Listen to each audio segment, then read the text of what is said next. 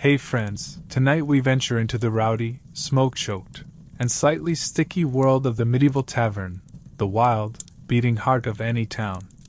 Not just a watering hole, but a chaotic hub where news traveled faster than horses and where a knight, a farmer, and a traveling bard could all end the night equally drunk and equally penniless. This wasn't just a place to sip ale. It was a bubbling stew of danger, joy, gossip, and infection, all simmering under a sagging thatched roof. Before we dive in, take a second to like the video and subscribe. Only if you actually enjoy these strange little journeys we take together. And drop a comment telling me where in the world you're watching from, and what time it is on your side. It's always fun seeing our little tavern of viewers stretch across the globe. Now lower the lights, fire up a fan for that perfect background hum, and let's ease into tonight's tale. You're trudging through the slop of a medieval street, thick with the stench of horses, smoke, and something vaguely resembling soup. Rain has either just stopped or just started, because everything you touch feels soaked, including your only pair of shoes. You're cold. You're starving. You've narrowly avoided getting trampled by a cart of turnips. Twice. You need warmth. You need something strong. But how do you find a tavern when there are no neon signs, no online reviews, and definitely no GPS? You follow the sound. Through the foggy clatter of the blacksmith's anvil, past the shouts of the fishmonger hawking his questionable eels, there it is, a raucous medley of laughter, shouting, and someone hollering a song about a goose's unfortunate love life. You round the corner and see it, a timber building slouching to one side like it's had too much to drink. Above the door, a weather-beaten wooden sign sways in the wind, painted with what might be a barrel, or a bear, or some unholy combination of both. You've arrived. The tavern's front step is slick with spilled ale. As you shove open the heavy, iron-hinged door, it creaks so loudly and so theatrically that it deserves its own spot on the night's performance roster. You're instantly embraced by a wave of heat and the unmistakable aroma of wood smoke, damp wool, stale beer, and something meaty that should probably not be investigated. Welcome to the tavern. The ceiling is low enough that tall men stoop and the drunk ones knock their heads without noticing. The floor is honest-to-God dirt. Someone tried laying straw on top, perhaps for dignity, perhaps for illusion. It doesn't help. There are no private corners, no menus, and certainly no polite murmurs. This place exists in two states, wild or burned down. You spot an open space on a crooked bench near the hearth, but it's wet, and you decide it's best not to wonder why. One man is yelling about a stolen chicken. Another is unconscious, still clutching a ladle like it owes him money. Beneath a nearby table, a one-eyed dog gnaws on a bone with such ownership, you'd think he paid rent. The door groans shut behind you, and instantly the tavern's darkness wraps around you like a damp wool cloak. Warm, itchy, and mildly suspicious. Your eyes adjust slowly to the flickering candlelight, casting shadows on soot-slicked walls. Everything in here, from the chairs to the patrons, looks like it might pick a fight. A large hearth burns in the far corner, giving off heat and menace in equal measure. Smoke drifts upward, slowly, stubbornly, seemingly uninterested in finding the chimney, which, judging by the smell, might be clogged with something unfortunate. But it's not the light or the racket that hits you hardest. A medieval tavern doesn't have a scent. It has an atmosphere of olfactory trauma. At the top of the blend, ale, sour, warm, and generously splashed on every surface. Just beneath it, the sharp tang of sweat, old, fresh, desperate. The kind of scent that clings to wool and memory. And you've only just walked in. Years of mingled scents, sweat from man and beast, with a possible trace of something otherworldly, hang thick in the air. Add in the sour note of moldy bread, the damp musk of wet straw, and a faint tang of boiled onions, and you've got a perfume no alchemist would dare bottle. The table's grown under the weight of history, carved initials, crude stick figures, knife-scratched arguments, all swaying with a stubborn defiance. The benches protest under muddy boots, soaked cloaks, and questionable morals. The floor, as promised, is bare dirt, generously covered in straw. Not for show. It's there to catch everything from spilled ale to lost consciousness. Tread lightly. One misstep and your foot lands in something with a consistency your imagination refuses to name. The tavern crowd isn't a group, it's a beast. A living, snorting, jeering beast. Laughter explodes in the far corner. Two men nearby argue furiously about the cost of a pig, both clearly wrong. A woman slams her mug down so hard the foam jumps, and no one blinks. At the next table, a man stares blankly, either pondering the nature of existence or forgetting how elbows work. A sneeze erupts from somewhere close. An entire half of the room leans away in synchronized horror. And yet, for all this sensory assault, there's something warm and strange here. Something that pulls you in. The tavern breathes. It's loud, unwashed, and entirely authentic, a medieval version of a community center, minus sanitation and with exponentially more yelling. You find your seat. It's damp. Possibly cursed. Definitely claimed. At first glance, the layout looks accidental.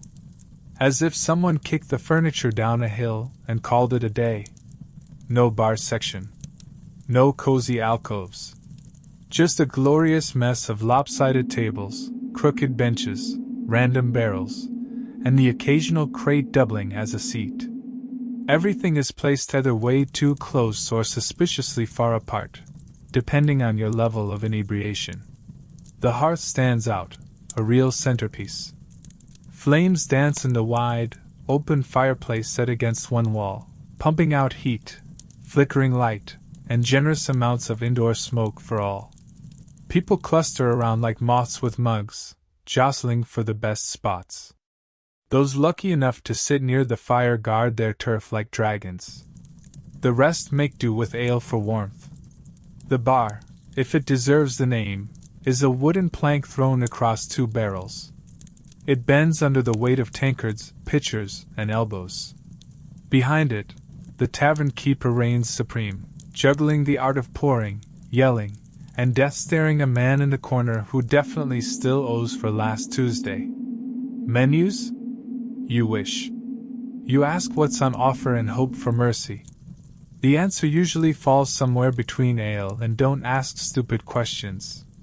A rickety staircase, possibly original, definitely splintery, winds upward toward the guest rooms. If you squint, you'll spot a lone boot dangling from the railing. Decoration? Omen? No one's quite sure. In the back, there might be a room for storage. Or back-alley dice games. Or perhaps it's the final resting place of someone foolish enough to mock the barmaid. Either way, it's not a room you wander into uninvited. The walls are streaked black with candle soot. The windows are draped with greasy cloth or stiffened animal hide. Every surface gleams, not from polish, but from decades of elbows, sloshed drinks, and maybe the occasional confused chicken. And somehow, in this chaos, everything works. The tavern is a paradox, dirty, loud, dangerous, but alive. A sanctuary forged in ale and absurdity. You don't just drink here. You become part of the story. Everyone here seems to know the rhythm. When to laugh, when to shout, when to duck under a flying stew bowl. It's not exactly order, but it is life. And at the core of this rowdy whirlwind stands the true sovereign of the tavern. Not a noble, not a taxman, but the one who actually keeps the whole ale-stained ship afloat, the tavern keeper. They don't wear a crown, but don't be fooled, they rule with absolute authority. Equal parts cook, accountant, security guard, therapist, and judge. The tavern keeper is a one-person force of nature. and they take no nonsense.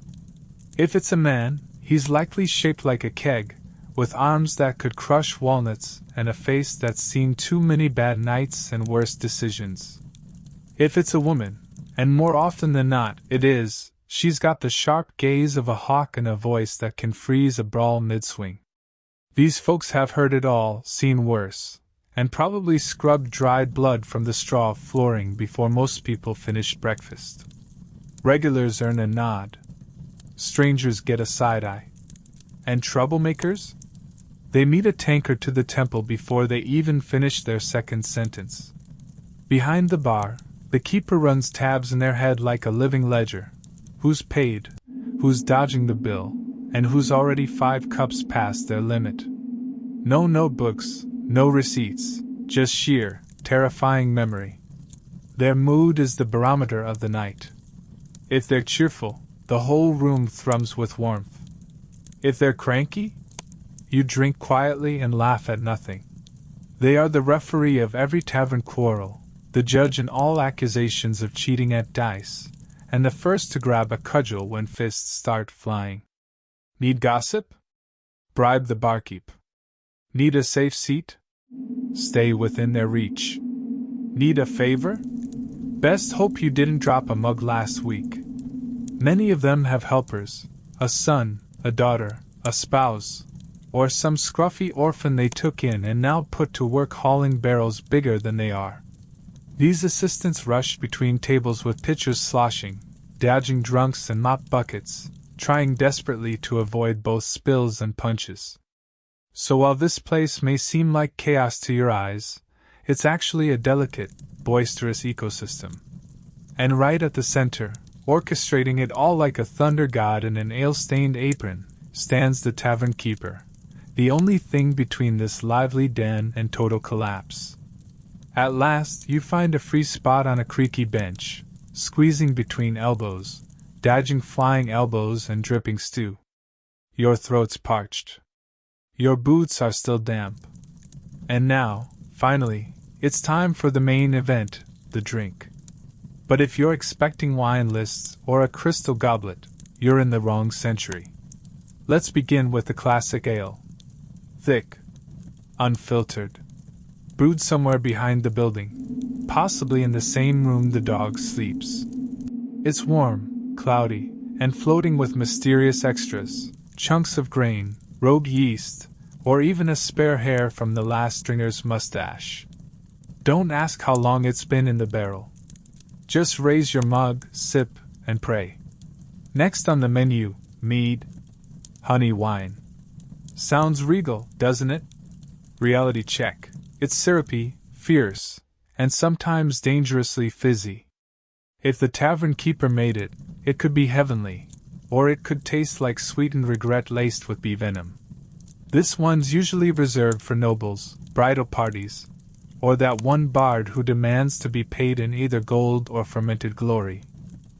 Then there's cider, amber, sharp, and suspiciously tangy, brewed from apples that were either plucked at their prime or found fermenting quietly in the mud for weeks. It's served in mugs with cracks so wide they double as soup bowls by sunrise. It's the drink of orchard folk, or anyone desperate enough to sip something just alcoholic enough to mask the scent of their neighbor's unwashed tunic. Wine? Technically it exists. But unless you're south of the Alps or the local baron is slumming it, you'll get a version that's sour, diluted, and paired with a healthy serving of mockery. The good stuff? Reserved for bishops, nobles, and that one salt merchant who made a killing last winter. And water, oh, bold choice. Half the time, it's less refreshing and more death in a cup. Boiling costs wood, clean wells are unicorn rare, and filtration is a concept for future centuries. That's why even toddlers drink ale. It's not about getting tipsy, it's about surviving to age 9 without contracting half the known plagues. No one here is measuring shots or mixing cocktails. Your drink arrives in a mug made of wood, clay, or battered tin. Some even come with bonus flavor from last night's stew. You raise it, sniff cautiously, take a sip. It's warm. It's bitter. And somehow, it's just right. Because in a medieval tavern, if it's wet and doesn't kill you immediately, it's considered top shelf. So, you've survived the cider. Barely.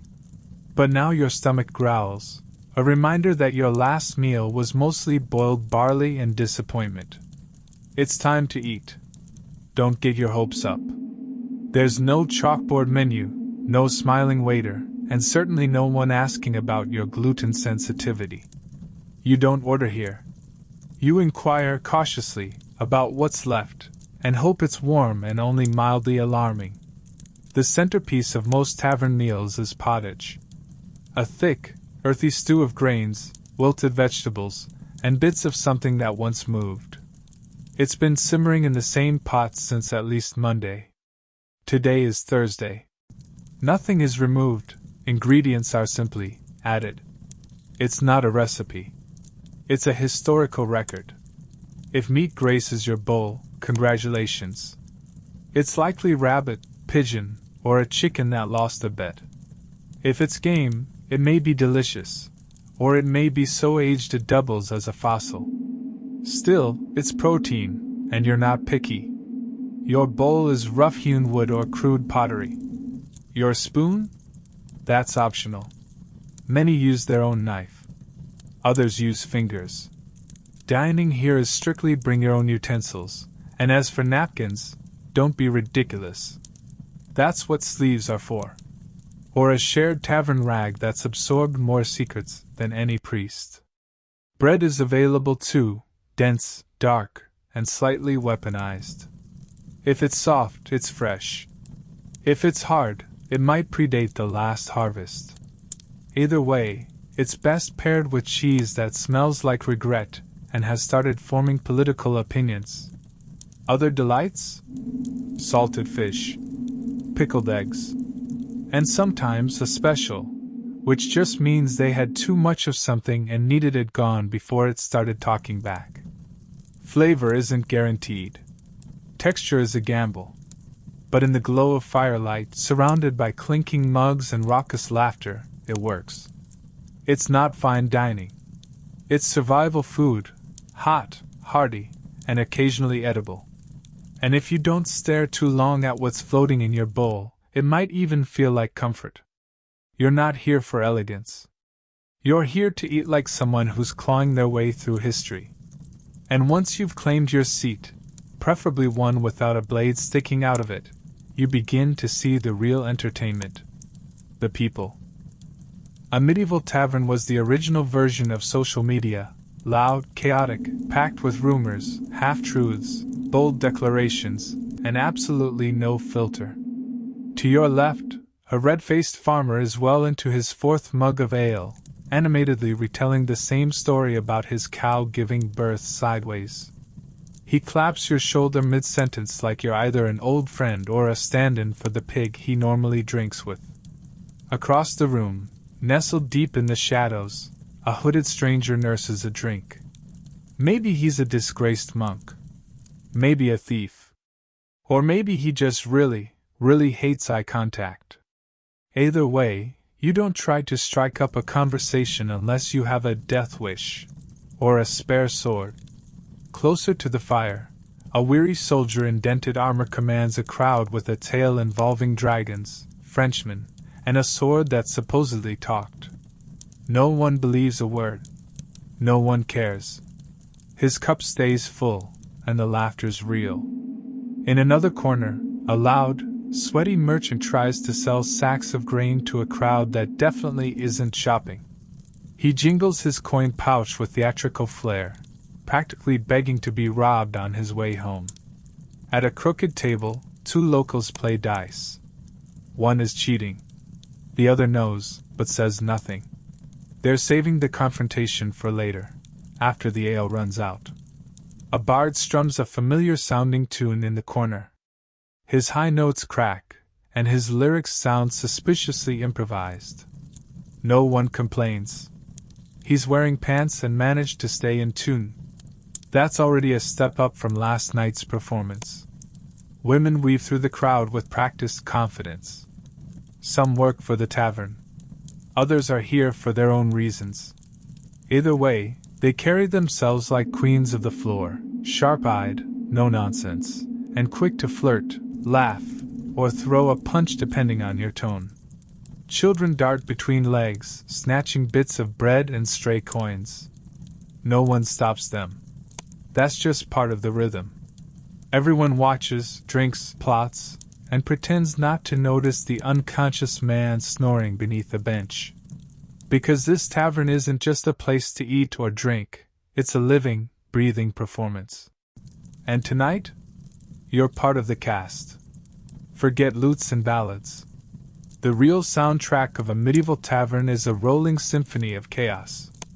It starts with the clink of mugs, dozens of them thudding, clashing, and sometimes crashing across wooden tables. Some cheers are celebratory. Others are accidental. All are loud. Then comes the laughter, deep, rough, unfiltered belly laughter that sounds like it escaped a wild boar. Most of it makes no sense. One farmer laughs at his own joke about hay. A knight chuckles every time someone says pottage. A monk breaks into uncontrollable wheezing whenever someone says duck. Don't ask. Just accept it. The noise builds in layers. Voices rise in messy harmony, arguments, tall tales, loud debates over taxes, and even a tipsy scholar misquoting scripture to win a bet. The bartender yells for space while swatting at flies. A barmaid shouts at a drunk who grabbed too much. And from the back, someone keeps bellowing another round, like it's the rallying cry of a medieval revolution. In the corner, the bard keeps strumming the same 4 chords with 3 strings too few, pausing only to invent new verses about lost love, stolen chickens, or noblemen who put their pants on backward. No one really listens, unless the song's about someone in the room. Then the whole place either laughs, or braces for a fight. Somewhere, a mug spills. Someone burps loud enough to shake the rafters. A drunk slides off a bench and keeps talking from the floor like it was all part of the plan. And underneath the background roar, barking dogs. A bleeding goat. Wait, is there a goat in here? Of course there is. Chairs screech across the packed earth like thunder echoing through a hollowed-out tree. It's not peaceful, but somehow, it carries a beat. A rhythm shaped by boots, bellies, and the clatter of tankards. Every so often, the room pauses, not because it wants to, but because the noise collapses under its own weight. For 3 seconds, silence reigns. Then, without fail, someone breaks wind with heroic flair, and the music of the tavern resumes. This isn't background noise, it's the tavern's pulse. Loud, crude, chaotic, and utterly alive. If you pay attention, a strange harmony begins to emerge. Disorder in sync. It grows louder the longer you linger, drawing you into its drunken waltz. As mugs are emptied and stew settles in the gut like a warm stone, the tavern undergoes its nightly transformation. No longer just a place to fill bellies, it becomes the poor man's casino. There's no velvet, no chandeliers, just curses, clinking coins, and a symphony of bad decisions. Tonight's game of choice? Gambling. And everyone's a player. Grizzled mercenaries toss copper beside barefoot teens clutching stolen dice. There's no dealer, no rules, just a battered table, a handful of coins, and a mutual understanding that someone's leaving with less than they arrived. Dice, made of bone, wood, or the nearest salvageable scrap, tumble across the table like miniaturized thunder. With every roll comes a chorus of groans, accusations of sorcery, and triumphant howls. No one trusts the dice. Yet no one plays without them. In the slightly more refined corners you'll find cards. Thick, painted by hand, frayed at the edges, and rarely a full deck among them. The rules? As flexible as the storyteller. Sometimes high scores win, sometimes match suits, and often, it's just a battle of confidence and volume. It's like poker, if poker came with more slapping. Wagers are as varied as the players. Coins, tankards, cloaks. One man bets a goat. Another stakes his boots. One particularly ambitious fool bets his freedom for the night. Spoiler alert, he doesn't win. The regulars? They're smooth. They know when to flash a grin, when to drag a dice roll, and how to mislead with a flick of the wrist.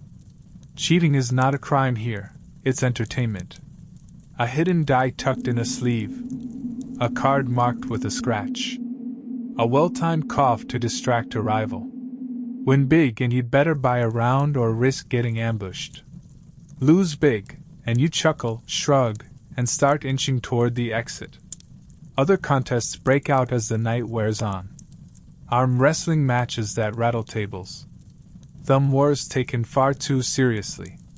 And of course, the ever-popular endurance challenge. Who can drink the most without collapsing? The victor is treated like a hero. The loser earns the floor for a bed and a headache that'll outlast 3 sunrises. Even when no one knows the rules and the stakes are absurd, the energy is magnetic. Because here, luck isn't just chance, it's theater. It's ego. It's a coin flip with your reputation and occasionally your trousers. As the hour grows late and the air thickens with heat and ale-soaked breath, a new performance rises. One not played with dice or cards, but with voices, instruments, and a reckless sort of charm. The games may slow, but the night is far from done. This is storytelling, medieval edition. In the corner, a bard clears his throat with theatrical flair. His lute squeaks like a pair of worn-out boots, half-tuned and barely holding together. He's missing a few teeth, but not an ounce of swagger. With a dramatic strum, he dives into a ballad of heartbreak and heroism, something about a brave knight, a mermaid, and a poetic drowning. No one buys a word of it, but everyone listens. That's the way it works here. Truth is optional. A good tale? That's sacred. Around the room, more voices join in, not professionals, just ale-fueled locals with loud mouths and questionable memories. One man swears he once wrestled a bear and walked away with nothing but a scratch and a story. Another insists he saw a witch turn a cow into a goat, though nobody remembers the cow to begin with. A third proudly claims distant royal blood, through his mother's cousin's uncle's dog walker. Every tale starts with, "You're not going to believe this," and they're right, we don't. But we want to. Boasts become ballads. Mistakes become legends. Someone tells a joke so terrible it loops around and becomes funny again. Another recites a suspiciously elegant poem he clearly stole from a monk's scroll. No one cares. The room reacts in waves, cheers, laughter, flying crusts of bread, depending on the delivery and how many mugs deep the audience is. And if you're lucky, a traveling scold or minstrel might stop by, wandering performers who exchange songs for coins, meals, and sometimes just a warm place to sleep indoors. Their tunes are polished, their tales long-winded, and their ability to rouse a crowd borderline dangerous. But even they follow the golden tavern rule, never let facts ruin a good story. In this smoke-hung room, with firelight dancing and tankards sloshing, storytelling isn't just entertainment. It's ritual. It's connection. It's how strangers become friends, rivals, or lifelong drinking partners. By midnight, half the tavern is reenacting the tale of the one-legged knight who fought off 6 highwaymen using nothing but a soup ladle. You laugh. You cheer. You forget it's all nonsense, because in here, every liar's a legend, if the tale is worth hearing. And as the night deepens and the mead keeps flowing, something starts to shift in the air, a kind of boozy, ill-advised confidence. The bard is halfway through his 3rd song about faithless shepherdesses, and suddenly, everyone's feeling romantic. Welcome to medieval flirting, where charm has the subtlety of a brick through a stained glass window. It starts with eye contact, or at least one eye, slightly squinting through a fog of drink. A man with 2 remaining teeth leans across the table and slurs, "My lady, your beauty burns brighter than the hearth." She hurls a crust of bread at his forehead. The room roars with applause. Others try softer approaches, refilling mugs, offering to carry stew bowls, mumbling compliments that spill out like the ale on their shirts. Spoiler: the stew still spills.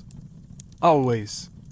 If you're a woman in this tavern, whether staff, traveler, or merchant, you're probably used to fending off a parade of would-be poets, overconfident arm wrestlers, and at least one man trying to impress you by balancing a knife on his nose. Sometimes it works. Usually it ends in a bruised ego, or a missing coin pouch. But for those genuinely seeking connection, taverns offer more than awkward flirting. Beneath the songs, the stories, and the spilled drinks, these places are the pulsing hearts of their towns, where companionship, in all its messy forms, still finds a way. The courtesans move through the tavern like dancers in a well-rehearsed play. They know exactly who's carrying coin, who's full of sweet talk, and who's going to collapse before they even make it to the stairs. Their transactions are subtle, but their consequences are anything but quiet. Jealous lovers ignite like dry straw. Few things spark a tavern brawl faster than a lingering stare, a wandering hand, or a married woman laughing a little too earnestly at a bard's off-color joke about bishops and their bad habits. Tables flip. Mugs become missiles. A bench snaps in half, again. Yet amid the uproar, real moments bloom. A shy baker's daughter giggles beside a soot-covered stonemason over a bowl of stew. 2 drunken farmers discover their mutual loathing of turnips and become instant comrades. A monk flirts unknowingly with a nun, divine comedy in motion. Because in this wild, smoky world, love, or something like it, finds a way, nestled between laughter and spilled ale. In the medieval tavern, romance is a mix of timing, charm, luck, and not passing out mid-sentence. You might steal a kiss, or catch a slap. Either way, you'll remember it, or have it loudly recounted the next day. And then it happens. Maybe someone knocks over a drink. Maybe someone cheated at dice, or claimed a bench already occupied by a prideful ox of a man. Maybe someone made an ill-advised comment about someone else's mother. Whether goat or soup, it's unclear. But suddenly, the mood shifts. The once jovial tavern tightens like a drawn bowstring. A stool flies. A tankard shatters. Someone shouts, "Hold my bread!" before hurling themselves across the table with all the grace of a half-drunk trebuchet. No one's shocked. In fact, most patrons barely pause. A bar fight isn't an interruption, it's entertainment. It's practically on the menu. Despite the crash and chaos, it's more slapstick than slaughter. Punches fly, mostly missing. One man slips and lands headfirst in someone's dinner. Hair is yanked, beards are tugged, tunics are torn. The tavern keeper wades in like a general storming a battlefield, brandishing a ladle in one hand and a club in the other. Sometimes, someone joins the melee without even knowing why, just sees motion and dives in fists first. Others sit back, cheer, place casual bets, or just move their mugs out of flying soup range. Weapons are rare. Most patrons know better. Drawing steel could escalate things from comic scuffle to infamous legend, and no one wants to be barred from the only place in town serving hot stew and lukewarm affection. Eventually, someone hits the floor and stays there. Someone else leans into a wall, reconsiders their life choices, and quietly calls it a night. The brawl fades like candlelight, suddenly and with no formal end. And then, peace. The fighters are pulled apart. Tankards are refilled. A new song begins, and within moments, the room is back to laughter and half-sung verses. Even the man nursing a broken nose is grinning. No grudges. No guards. Just bruises, blurry memories, and fresh nicknames like One-Eyed Arnold or Benchbreaker Bill. Because in a medieval tavern, a good fight isn't a tragedy. It's tradition. Messy, ridiculous, and strangely bonding. As long as no one's bleeding too much, it's just another night's entertainment. The brawl has fizzled out. The bard lies sprawled mid-ballad, snoring into his half-strung lute. Your belly is full of something loosely classified as stew, and cider with a suspicious fizz.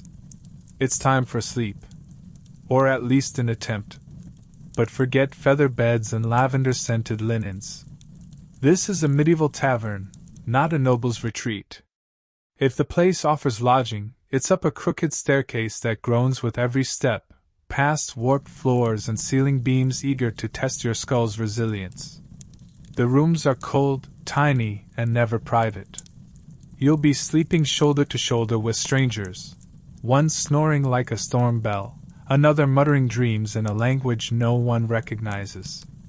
Beds? Technically. They're thin straw mattresses, lumpy, uneven, and crawling with what locals refer to affectionately as companions. You keep your boots on. You tuck your dagger beneath your makeshift pillow, not for comfort, but strategy. Blankets are shared. So are scents. And someone always had garlic with dinner, meaning it now stars in your dreams. If you're broke, drunk, or both, you crash wherever gravity leaves you. A bench. Under a table. Curled beside the hearth next to a dog who may or may not live here. You'll be stepped on. You'll be sneezed on. You might even become someone's accidental footrest. And yet, the tavern never truly sleeps. Even when the last mug is drained and the last scuffle patched up, there's always a whispering dreamer, a creaking beam, or the echo of a log cracking in the fire, or a fart echoing through the rafters like a trumpet from hell. And still, somehow, you sleep. It's not clean. It's not warm. But it's safe enough. The fire fends off the worst of the cold. The tavern keeper keeps one eye open, club resting close. And the low, drunken hum of the room becomes its own strange lullaby. Familiar. Human. Alive. You awake with a crick in your neck, a cotton-stuffed mouth, and a mystery bruise on your ribs. But for a few hours you slept among travelers, thieves, farmers, and fools. No royalty. No silence. Just snoring, straw, and a silent prayer that your boots are still on your feet come morning. Dawn arrives like an uninvited guest, slinking through shutter cracks and poking at your eyelids with all the mercy of a tax collector. The tavern has changed, not exactly quieter, but quieter in the defeated sense. The kind that says, "We survived, barely." You blink one eye open. Someone's boot is pressing gently into your chest. Another is whispering about cheap taxes in their sleep. Under the nearest table, the bard clutches his lute like a lost lover. A chicken hops across the floor, pecking at old bread crusts. No one asks how it got in. The fire has died to cold ashes. The room smells of smoke and regret. A few brave souls begin to stir, groaning like soldiers wounded in battles fought entirely in their heads. One man sits up, surveys the scene, and lies back down with a grunt. Today, apparently, is cancelled. But the tavern keeper? Already awake. Always. Clattering mugs. Sweeping straw into tidy, symbolic piles. Reheating a pot of something that smells half comforting, half threatening. They cast a practiced glare across the room before slamming a ladle against a mug like a blacksmith's anvil. Rise or leave. That's your wake-up call. No breakfast buffet here. If fortune smiles, there's leftover pottage, thicker, grayer, and more mysterious than last night. The bread is reheated. The ale is watered down. No one has the energy to complain. Some patrons head outside and plunge their heads into a barrel of rainwater. Instant purification, medieval style. And thus begins another day in the tavern, hungover, half asleep, mildly bruised, and exactly as it should be. You check your pouch, 2 battered coins and a button that might have once belonged to a noble's coat. Not bad. Your boots are still under the bench. One has a suspicious bite mark, but they're yours. That's a win. A few unfamiliar faces wander in, early risers, weather-worn travelers, and locals who need a drink before facing the real beasts of the day, livestock, tax collectors, or worse, their neighbors. The tavern stirs again, slowly, like a slumbering beast sniffing the air before it rises. Someone starts retelling a tale from last night, louder, wilder, already embroidered. Now there were 2 fights instead of 1, and apparently, the bar song summoned a ghost from the rafters. Everyone nods like it's scripture. The night was madness. The morning is gritty, smoky, and steeped in regret. And yet, somehow you smile. Because you made it through. By now, you've felt it all, the sweat, the staleness of old ale, the stickiness underfoot. You've endured the yelling, the flirtation, the questionable stew, and maybe even a flying chair. And through all that, one truth surfaces. The medieval tavern was more than a place to drink. It was the very soul of the community. In a world without phones, papers, or even a decent gossip wall, the tavern was the news feed. A merchant from a distant coast might bring whispers of a distant plague. A grizzled soldier could describe the battlefield in brutal detail. And the bard? The bard stitched strangers together with song, whether true or entirely improvised changed by the night. It was where stories were born, friendships were kindled, and rivalries quietly fermented. Farmers clinked mugs with smiths. Pilgrims broke bread with pickpockets. Strangers became allies, or at least drinking companions for the evening. Social lines blurred over shared laughter and spilled cider. Rumors took flight. Deals were struck. Forgiveness and feuds traded places depending on the outcome of a single dice roll. But it was more than a hub of noise and business. The tavern was also where you could work out the aches of existence. Contracts were made with handshakes over splintered tables. Confessions were shouted into mugs. Arguments became performances. It was a court, a pulpit, a playhouse. In one night you could find a job, lose your savings, gain a spouse, or start a blood feud. And still, the tavern offered something even rarer, something you couldn't barter for in the market or pray into existence in a chapel. Relief. Relief from the cold outside, from the burden of labor, from the heaviness of surviving in a world that never paused. For a few hours you could sit by the fire, laugh at a terrible joke, join a worse song, and forget how unforgiving life outside those timber walls really was. Even if the ale was flat, the bedding itchy, and the stew more bone than broth, the tavern gave you something precious, the feeling of life among the living. And in a time where death rode on every cold breeze, in the flicker of war, plague, and frost, that feeling mattered. So when you stepped inside a medieval tavern, you weren't just buying a drink. You were buying warmth, belonging, a story to carry forward. And if luck was on your side and the floor wasn't fully claimed, maybe even a warm spot near the fire to rest your weary bones. Long before pubs, coffee houses, or corner cafes, there was the tavern. Loud, grimy, human, and utterly unforgettable. Before she became the most recognizable face of ancient Egypt, immortalized in limestone with regal cheekbones and a gaze that dares history to blink, Nefertiti was an enigma cloaked in intrigue.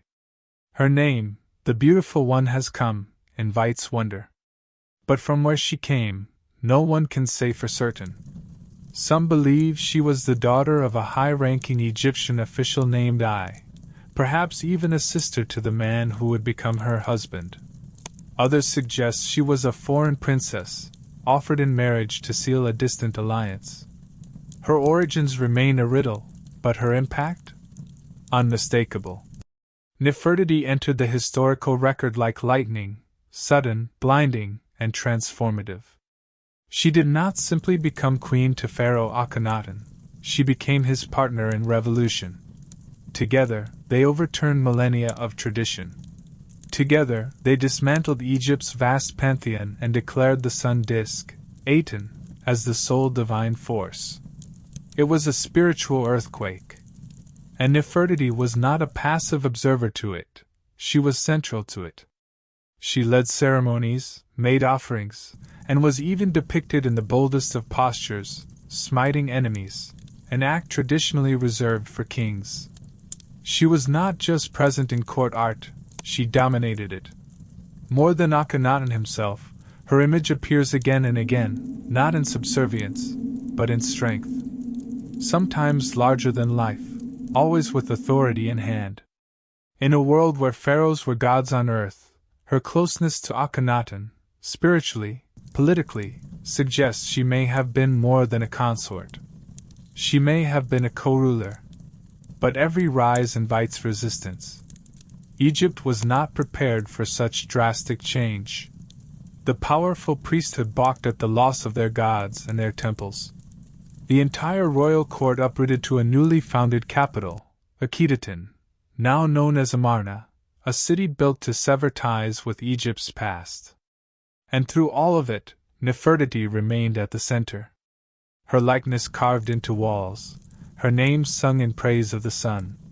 She became the radiant symbol of a golden age, brief, brilliant, and bold. Then, just as suddenly as she arrived, she vanished. No tomb. No confirmed body. No final chapter. Just silence. As if history, after elevating her to the heavens, chose to turn its face away. And perhaps that's the moment her legend truly began. To understand her ascent, you must meet the man who shattered tradition, Pharaoh Akhenaten. He was not born with that name. As a boy, he was known as Amenhotep IV, a prince expected to carry on 1,000 years of gods, temples, and rituals. But something stirred within him. Some say it was divine inspiration, others, madness. When he took the throne, he made a choice that would fracture Egypt's soul.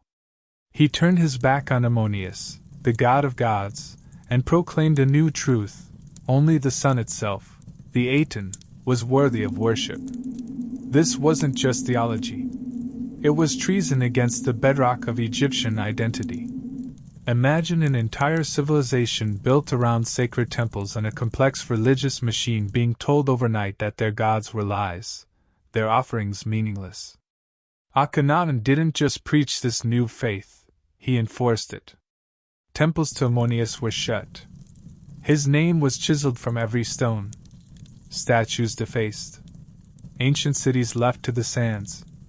It was a rupture so violent, so uncompromising, that its tremors would echo long after his reign. And at the epicenter stood two figures, Akhenaten and Nefertiti, glowing in the light of a god who had no face, only a radiant disk. In place of the old gods and crumbling temples, Akhenaten built something radical, a city born of sunlight and devotion. Akhenaten, horizon of the Aten, rose between cliffs carved by time, perfectly positioned so the sun would pour its golden light directly into the city's heart. This was not just architecture. It was ideology made stone. And beside him, always, unmistakably, stood Nefertiti. Not hidden behind palace walls, not merely a decorative consort, but an equal force. In temple reliefs from the period, she appears not behind her husband but beside him, hands lifted in reverence to the Aten, bathed in the same divine rays. Their daughters are often there too, small figures with upturned faces, reaching toward the radiant disk. It was a vision of royalty unlike anything Egypt had ever seen. Even the art shifted. Gone were the rigid poses and idealized forms. In their place came scenes of affection, movement, and life. Nefertiti and Akhenaten kissing, laughing, playing with their children, wrapped in soft linens beneath the sun's touch. These weren't just rulers. They were a family, and Nefertiti's image became ever more central. In some instances, she outshone the pharaoh himself. Many scholars believe her influence extended far beyond ceremonial duties. Some inscriptions even refer to her with the name Neferneferutin, possibly a royal title she assumed while governing in her own right. Whether this was out of love, clever politics, or sheer necessity, one truth is clear: Akhenaten's revolution may not have survived without her. But revolutions are fragile things. Gods do not surrender easily, and the people, watchful, quietly waiting, still long for the comfort of the old ways. By the height of her power, Nefertiti had become more than a queen. She had become a symbol. Not just of beauty, but of sacred femininity and sovereign will. Egypt had known powerful women before, almost Nefertari, Hatshepsut, but Nefertiti felt different. She wasn't claiming the throne through blood or conquest. She was reshaping Egypt's soul beside her king. She bore him 6 daughters, Meritaten, Meketaten, Ankhesenaten, and others, each frequently shown alongside their parents in sun-drenched murals. But curiously, no son of Nefertiti was ever confirmed. In a culture obsessed with lineage, this gap sparked concern and speculation. Did Akhenaten father sons with other wives? Or, as some whisper controversially, with Nefertiti herself? The theories range from academic to unsettling. What is certain is that motherhood became central to her image. In artwork, she's not just a queen, she's a mother, cradling her children with tenderness rarely seen in royal iconography. Tiny hands reach up to brush her cheeks, and the love carved into these moments makes the stone feel alive. It softened divinity. It humanized royalty. And yet another side of Nefertiti emerged, one carved in power. In several depictions, she dons the blue war crown, traditionally worn by male pharaohs.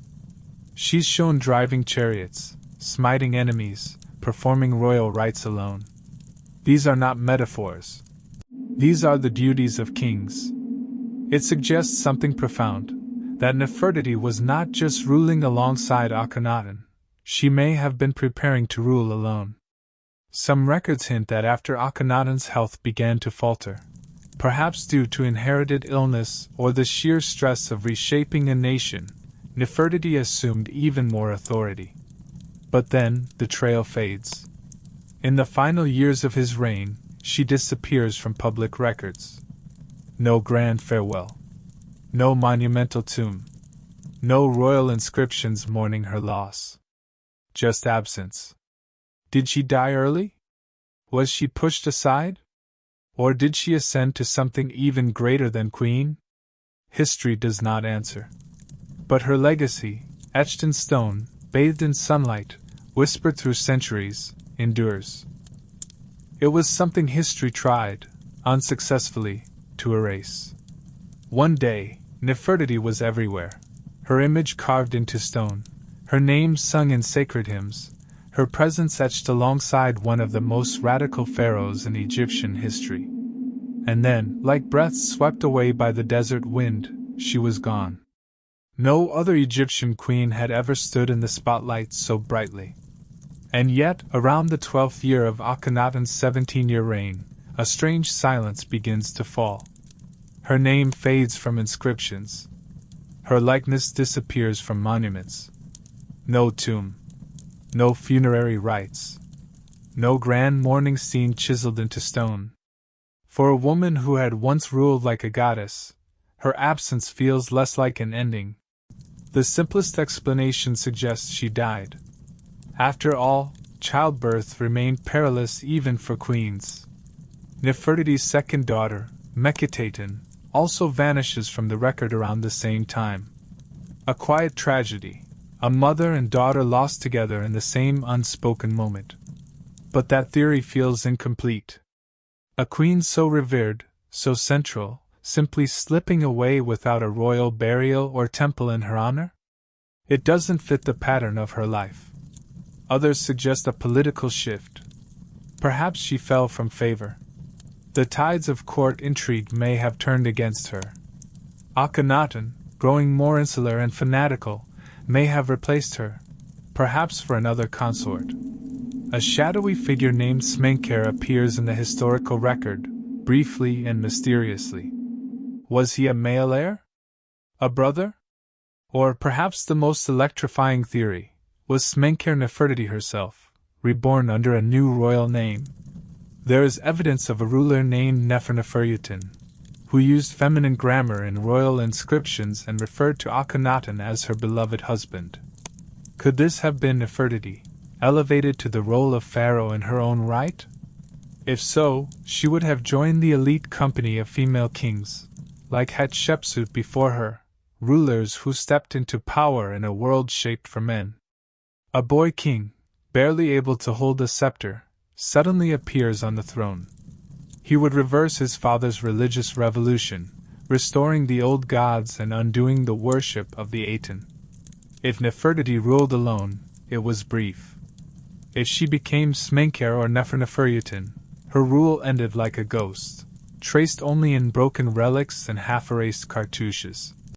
A puzzle still missing its centerpiece. As the dust settled over Amarna, a new figure took the stage. A child king, too young to command, thrust into the spotlight of a fragile empire. His name was Tutankhaten, soon changed to Tutankhamen, and he would become the most famous pharaoh of all time. Not for his deeds, but for what was found buried with him, a golden tomb untouched by time. But the question that continues to haunt scholars is not just about him, it's about her. Who was his mother? The historical record remains maddeningly vague. His father was almost certainly Akhenaten, but the identity of his mother is less certain. Some scholars believe Nefertiti was merely his stepmother. Others argue she may have been his biological mother, citing artwork and timelines that suggest his presence during the final years of her public life. If Nefertiti was indeed the mother of Tutankhamen, it would make sense. His reign, though brief, was marked by surprisingly wise reversals. The restoration of the old temples, the return to traditional gods, all decisions unlikely to come from a child. Someone was guiding him. Someone experienced. Someone trusted. And so the intrigue deepens. Who truly held power during Tutankhamun's reign? Who whispered in the shadows, nudging the restoration of an empire? If it was Nefertiti, then her disappearance wasn't an end, it was a transformation. A woman who bent history, reshaped religion, and may have ruled from behind the veil of myth. Her story doesn't close. It shifts, it fractures, it lives on in questions we may never answer. And maybe that's how legends are meant to survive. He was just a boy, barely 9, when the crown of Egypt was placed upon his head. A child cannot restore a fractured kingdom alone. Someone stood behind him. Someone skilled in ritual, fluent in power, and well-versed in the art of appearances. Could it have been Nefertiti, ruling from the shadows and silence and silk? Or perhaps the high priest her possible father, guiding the restoration with seasoned hands? Or maybe it was both, quietly orchestrating Egypt's return to its old gods, burying the chaos of Amarna one hymn at a time. A golden shrine found in Tutankhamun's tomb hints at this hidden hand. It depicts a woman gently anointing the boy king. Her features, elegant, commanding, bear an uncanny resemblance to Nefertiti. If it was her, then she didn't vanish. She simply stepped into the background, still wielding influence, only now from the edges of the stage. And yet, no tomb bears her name. No mummy has confirmed her end. Just fragments remain. If she did guide young Tutankhamun, her presence lingers in every restoration. But her name was wiped from stone, absent from king lists, erased as if someone had tried to delete the memory of a woman who once ruled like a god. But fate has a sense of irony. Tutankhamun's global fame, the treasures, the golden mask, the mystery, resurrected her image too. In searching for the boy king, the world rediscovered the woman behind the throne. Queen. Priestess. perhaps even Pharaoh. Nefertiti stood at the center of Egypt's most revolutionary chapter, and yet she left behind no confirmed tomb. No inscriptions. No sarcophagus. No last prayers carved into sacred stone. It's as if she vanished into the desert wind. This absence haunts Egyptologists to this day.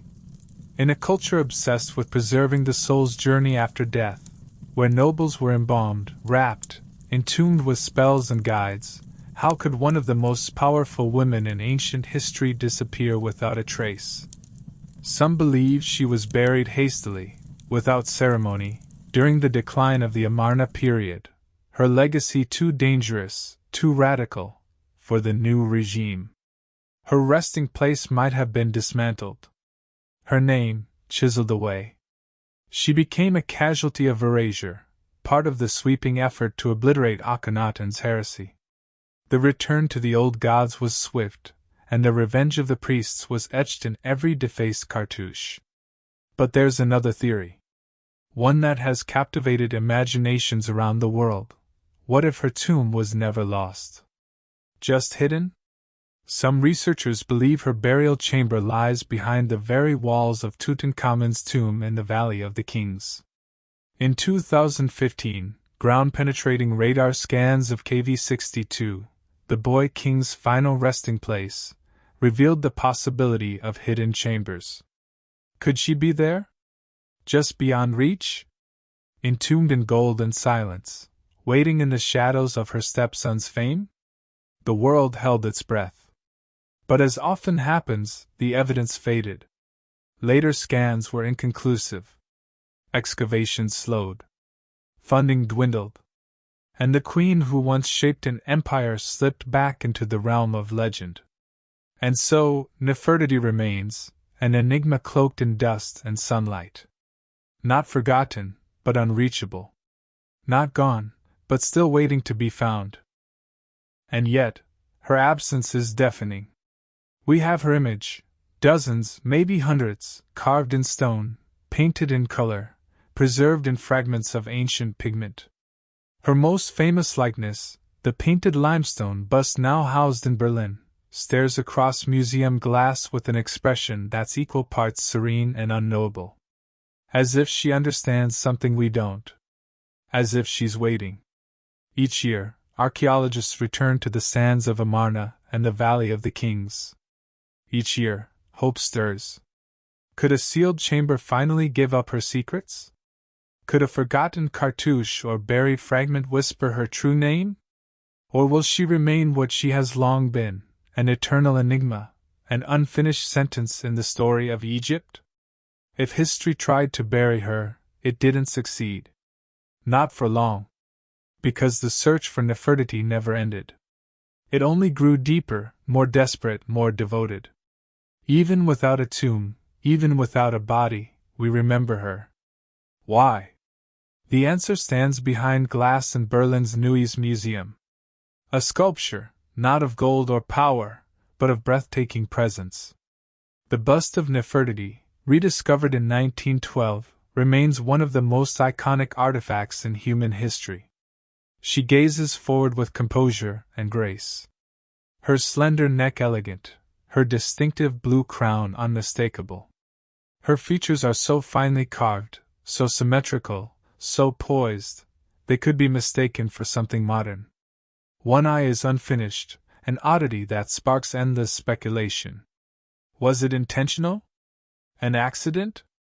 Or simply a detail left incomplete as the world around her began to collapse? Even without that final touch, she is unforgettable. The bust was unearthed by German archaeologist Ludwig Borchardt in the ruins of the sculptor Thutmose's studio at Amarna. When the dust was brushed away and her face emerged, Borchardt knew instantly what he had found.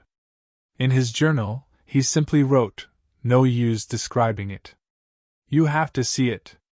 And when the world did, Nefertiti ceased being merely a queen. She became a symbol, of beauty, of grace, of the quiet power that echoes louder than war drums. But even this artifact is not without its shadows.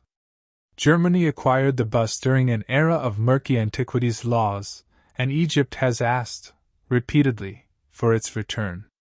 To Egyptians, Nefertiti belongs home, beneath the same sun whose rays once warmed her skin, in the land where her name was once sung to the sky. Berlin refuses. They claim her fragility makes the journey too dangerous.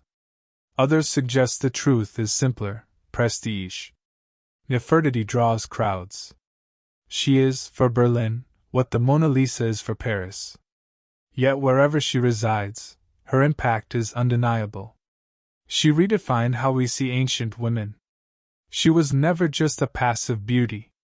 Her sculpture captures something commanding, an assertiveness behind the elegance. She appears not just as a muse, but as a mind. A strategist. A ruler. A force. And she was. It's astonishing that a single piece of carved stone, silent still, could breathe life into someone lost to time. We may never find her burial chamber. We may never know the cause of her death. But through that bust, Nefertiti achieved something no pharaoh could guarantee: immortality. Not in gold, but in memory. Her face may be frozen in calm, but the story it tells still stirs the world. Louder, even, as the centuries slip by.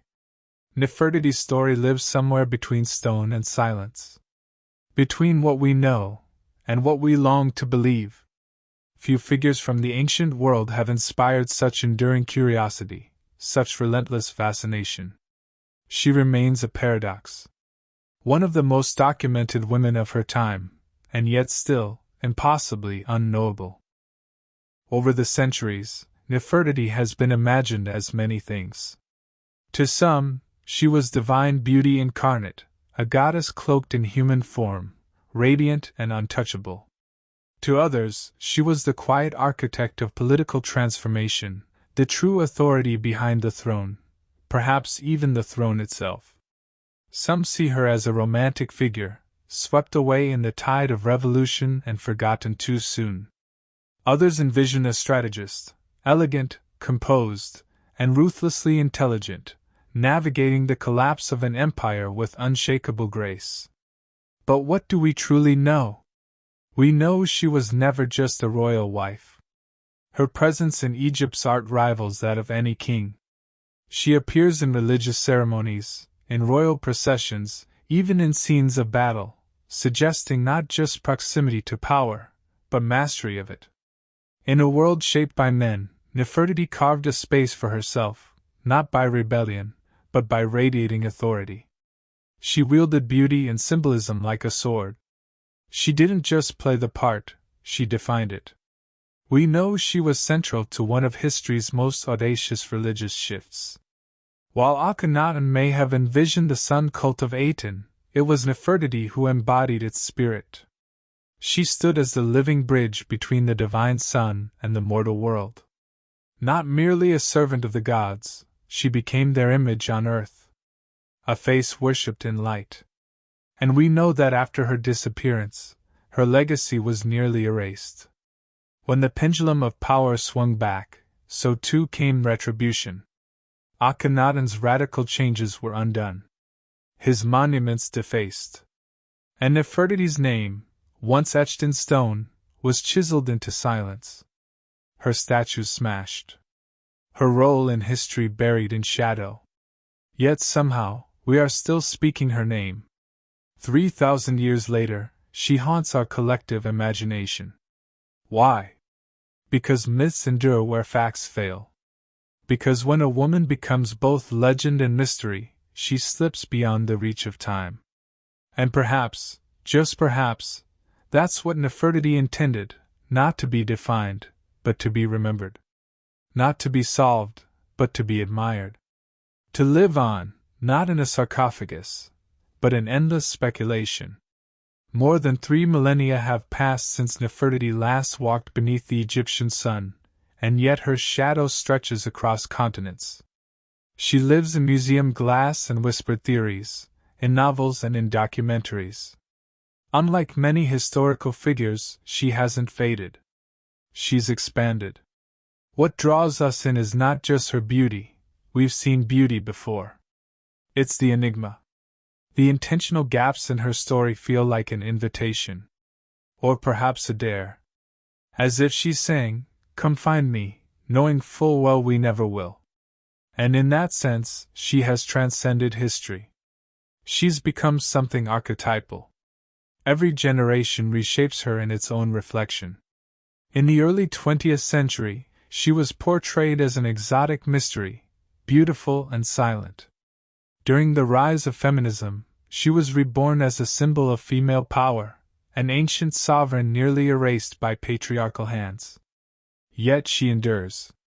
A mirror, a myth, a queen without a tomb, but never without a voice. In modern media, she's many things: a fashion icon, an African queen, a political force, even a shadowy pharaoh in disguise. Nefertiti has lived 1,000-second lives, not through the clarity of fact, but through the boundless fuel of imagination. And maybe that is the most fitting afterlife of all. In ancient Egypt, immortality wasn't achieved through gold or mummification alone, it was earned through remembrance. If your name was still spoken, your image still seen, your story still retold, you lived on. You could cross into the field of reeds, feast with the gods, and exist beyond the limits of death itself. By intention or by destiny, Nefertiti has achieved that eternal breath. Her name echoes across continents. Her face is one of the most recognized in all human history. Her story, fragmented and unfinished, still commands awe. And perhaps that's the legacy she chose. Not something carved into a tomb or sealed beneath stone, but something more elusive, more powerful, enduring curiosity. She left behind the perfect mystery, a life half seen, half erased, and wholly unforgettable. And maybe that was her last, most brilliant act of power. Not simply to rule, not only to reform religion or raise queens, but to transcend time itself. Nefertiti, the beautiful one who has come, never truly left. She lives on in our questions, in our fascination, and in the quiet rebellion of remembering women history tried to forget. She lives, not in gold or monuments, but in the endless act of being searched for. And what could be more immortal than that? In the mist-wrapped hills of southern China, where the wind hums softly through groves of bamboo and clouds cling low to the earth, a dragon lies coiled across the mountains. But this dragon breathes no fire, tells no myths. It is made of earth and water, carved not by legend, but by centuries of toil and devotion.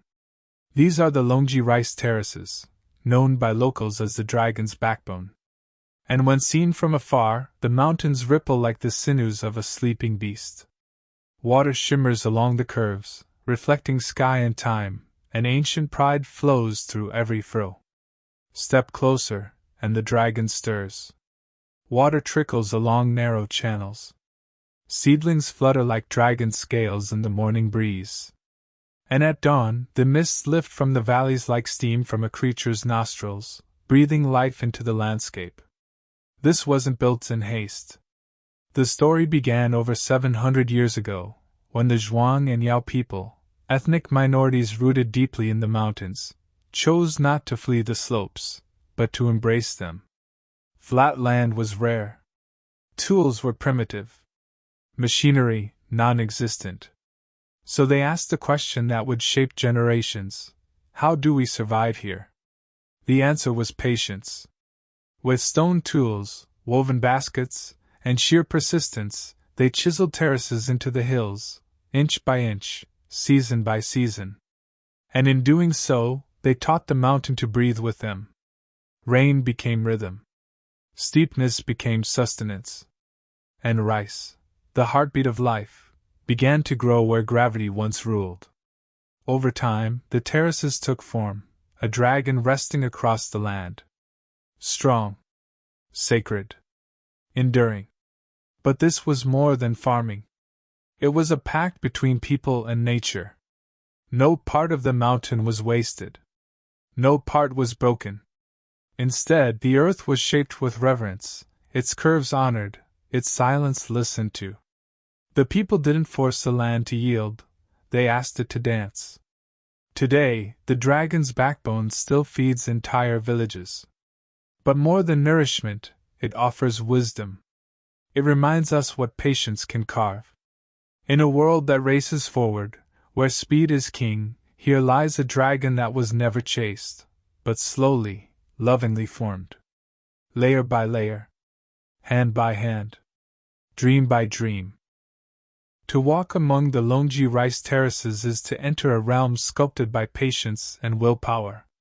There's no illusion here. No tire tracks, no metal survey stakes, no fingerprints of modern machinery. What stretches across these mountains are the etched signatures of human endurance. Each contour, each slope, every shimmer of water held in place, not by force, but by understanding. Generation after generation, hand by hand, stone by stone, the land was taught to listen. Centuries ago, when the Zhuang and Yao peoples first stood before these steep, unforgiving hills, they didn't see barriers.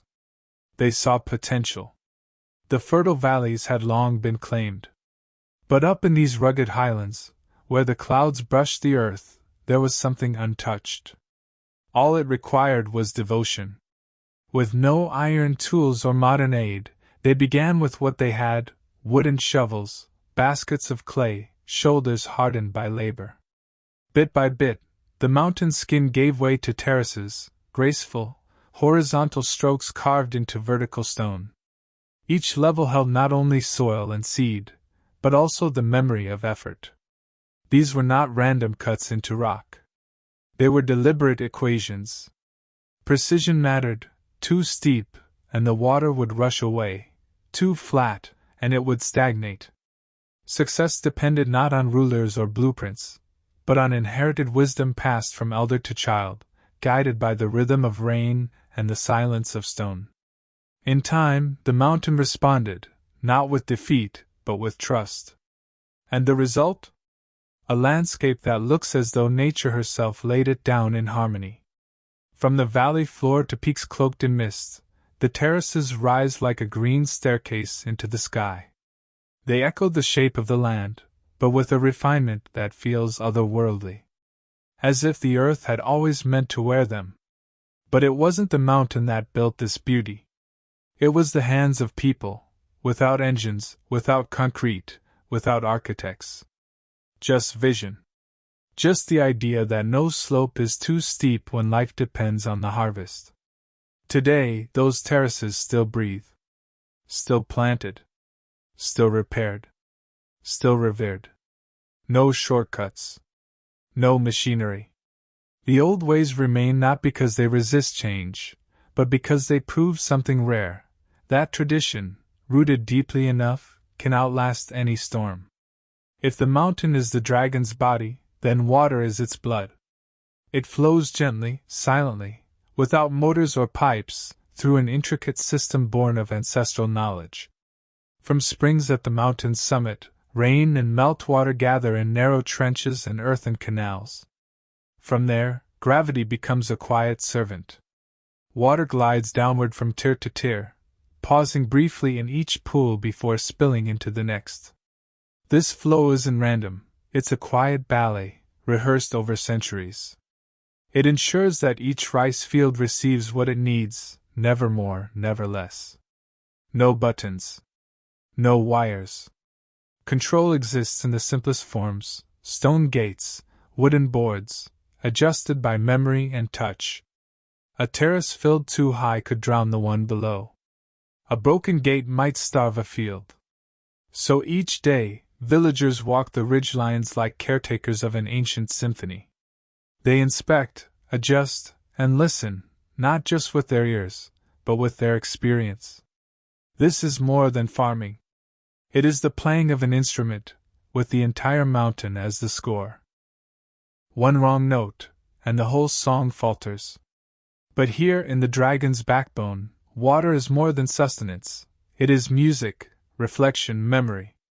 In spring, when the terraces are first filled, the fields transform into mirrors. Pools of water lie still, turning the mountainsides into glass. They reflect the drifting clouds, the burn of morning sun, even the stars on a clear, moonless night. Visitors often describe the scene as otherworldly, as if the mountain itself has become a mirror suspended between heaven and earth. Then comes summer. The stillness gives way to movement. The fields thicken with vibrant green as rice stalks push skyward. The reflections fade, replaced by the shimmer of life, an emerald sea swaying in the breeze. By autumn, gold replaces green. Ripened grain catches the light, and water glimmers between golden rows. And in winter, when the fields rest, snow and frost drape the terraces. The dragon slumbers, but its veins remain, silent, coiled, waiting for the thaw. Time here does not tick in seconds or minutes.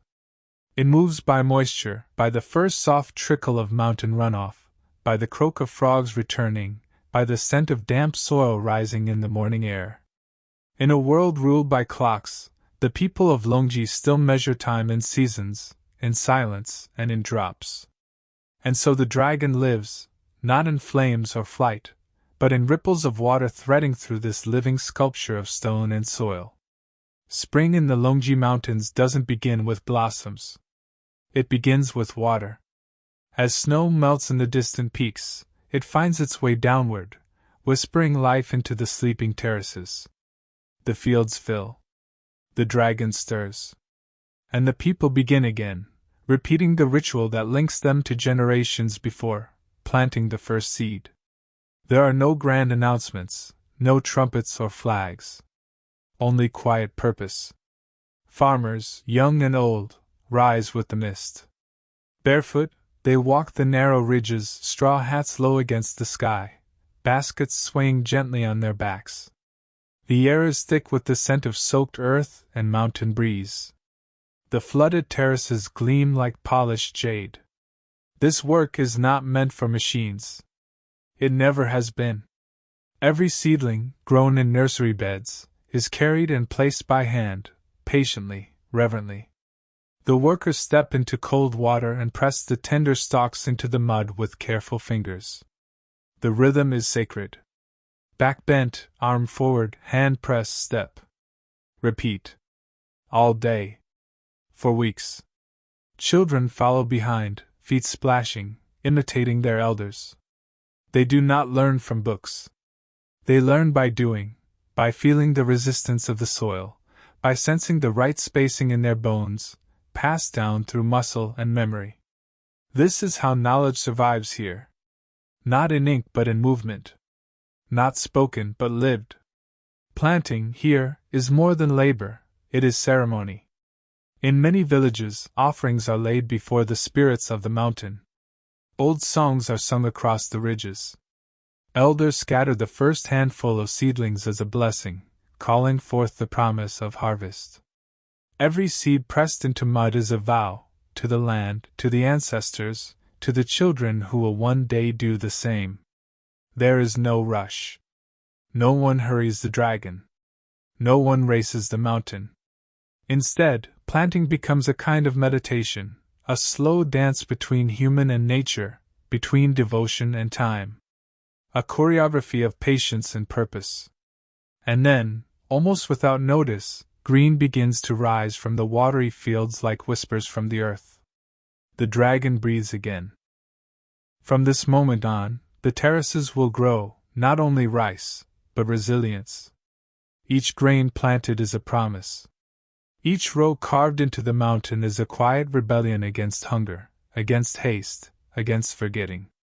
The cycle begins anew, not with thunder or machinery, but with hands submerged in cool earth and eyes lifted toward the sky.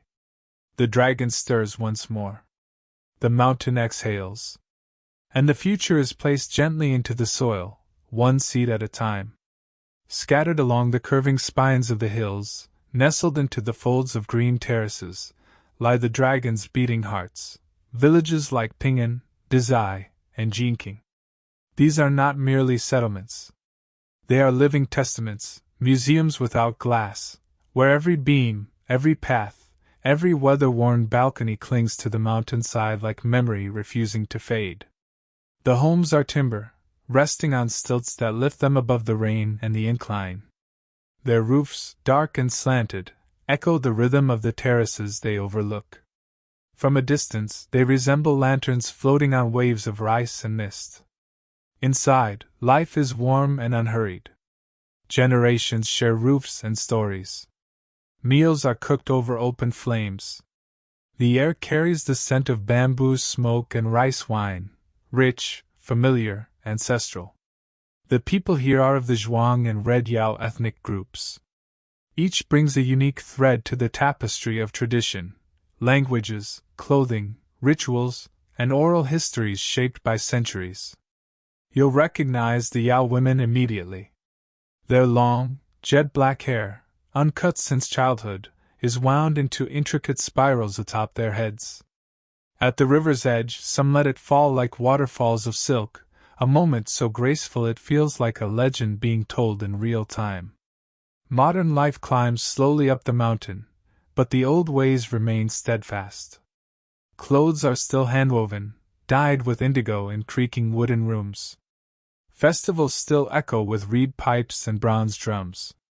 Weddings are marked by ritual dances, and harvests arrive to the sound of communal songs. Here, hospitality is not a custom, it is instinct. Visitors are greeted with tea steeped from mountain herbs, rice wine sipped from carved gourds, and stories passed from elders who remember the mountain before electric light. They speak of mist-draped dragons, of ancestors who first etched these terraces with bare hands, of spirits that still linger among the trees and fields. Though tourism now brings travelers from across the world, the pulse of village life beats unchanged. The rice still grows. The rituals still guide the seasons. The terraces, and the people, endure, not by resisting change, but by embracing it slowly, as water does, carefully, gracefully, one level at a time. Here, within the dragon's coils, life does not race. It flows. It listens. It remembers. To walk the terraces of Longji is to tread upon layered myth. These hills are more than earth and stone, they are living memory, whispering through bamboo forests and gliding with the wind. To the villagers, these mountains are sacred.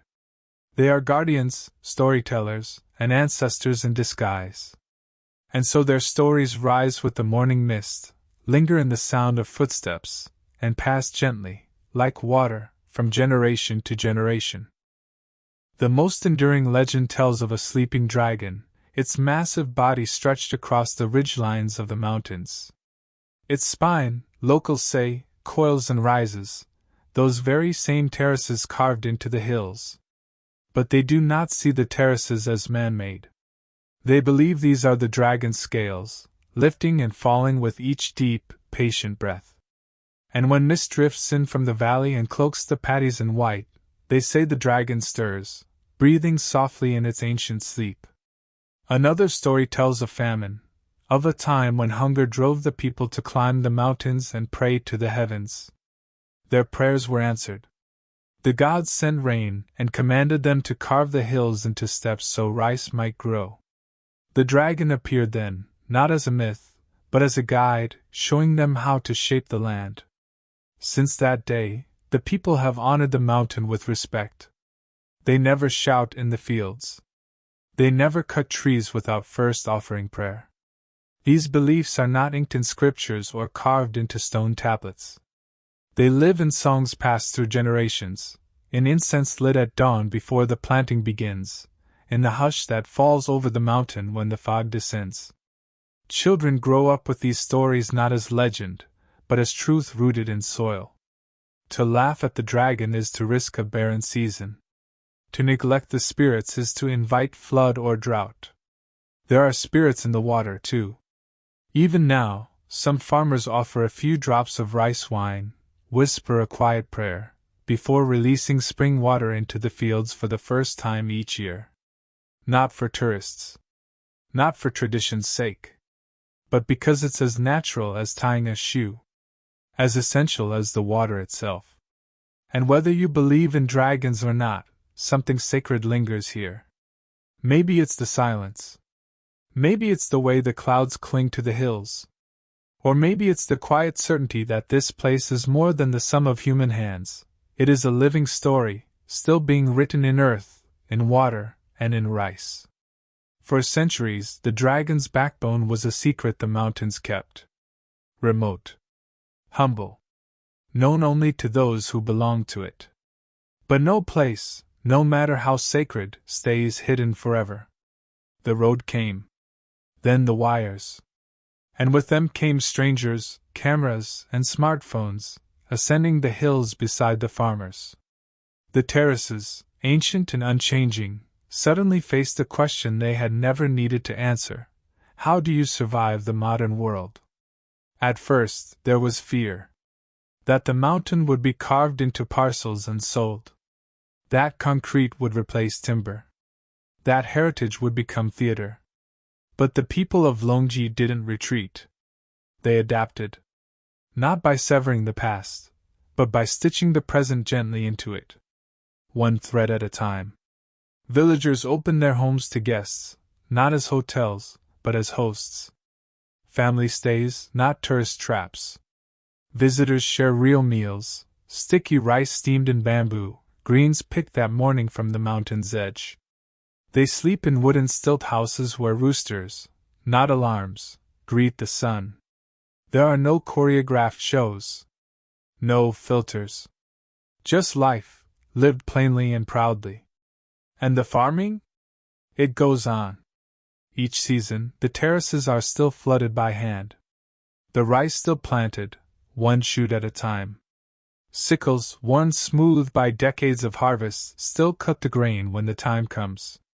Children go to school during the day, but when the sky blushes with evening light, they help their families in the fields. The rhythm continues. Tourism brings money. But rice brings life. One sustains the other. And both are essential. Some young villagers have left for the cities, but many return. There's something magnetic about the terraces, something that pulls deeper than nostalgia. It's in the murmur of water weaving through ancient channels. In the way the stars shimmer across the paddies like scattered pearls. In how the mountains teach not ambition but patience. Yes, the festivals have grown louder. Where once there were only drums, now microphones echo. Signs in Mandarin and English now flank sacred springs. And still, the ceremonies unfold. Offerings are made. Elders raise their voices in song. The dragon's backbone did not reject change. It embraced it with balance, absorbing new rhythms without surrendering the old. The terraces endure not because they resist time, but because they breathe with it, flexing, yielding, flowing, but never breaking. In a world that often chooses speed over memory, Longji offers quiet proof that progress can walk gently. That tradition, when woven into beauty, still has a place in the modern world. The dragon's spine is never the same twice. With every season, it molts and reshapes, shifts in tone, mood, and color. While cities evolve in decades, the terraces transform in weeks, draped not just in light, but in rhythm. To stand among them for a full year is to watch the mountain inhale and exhale. Spring arrives as a mirror. The terraces are flooded in preparation for planting, and the still waters reflect the sky so clearly that clouds drift beneath your feet. Some visitors describe it as walking through heaven. The fields seem empty, but they are brimming with potential. Beneath the water's surface, life begins to stir. Summer bursts forth in green.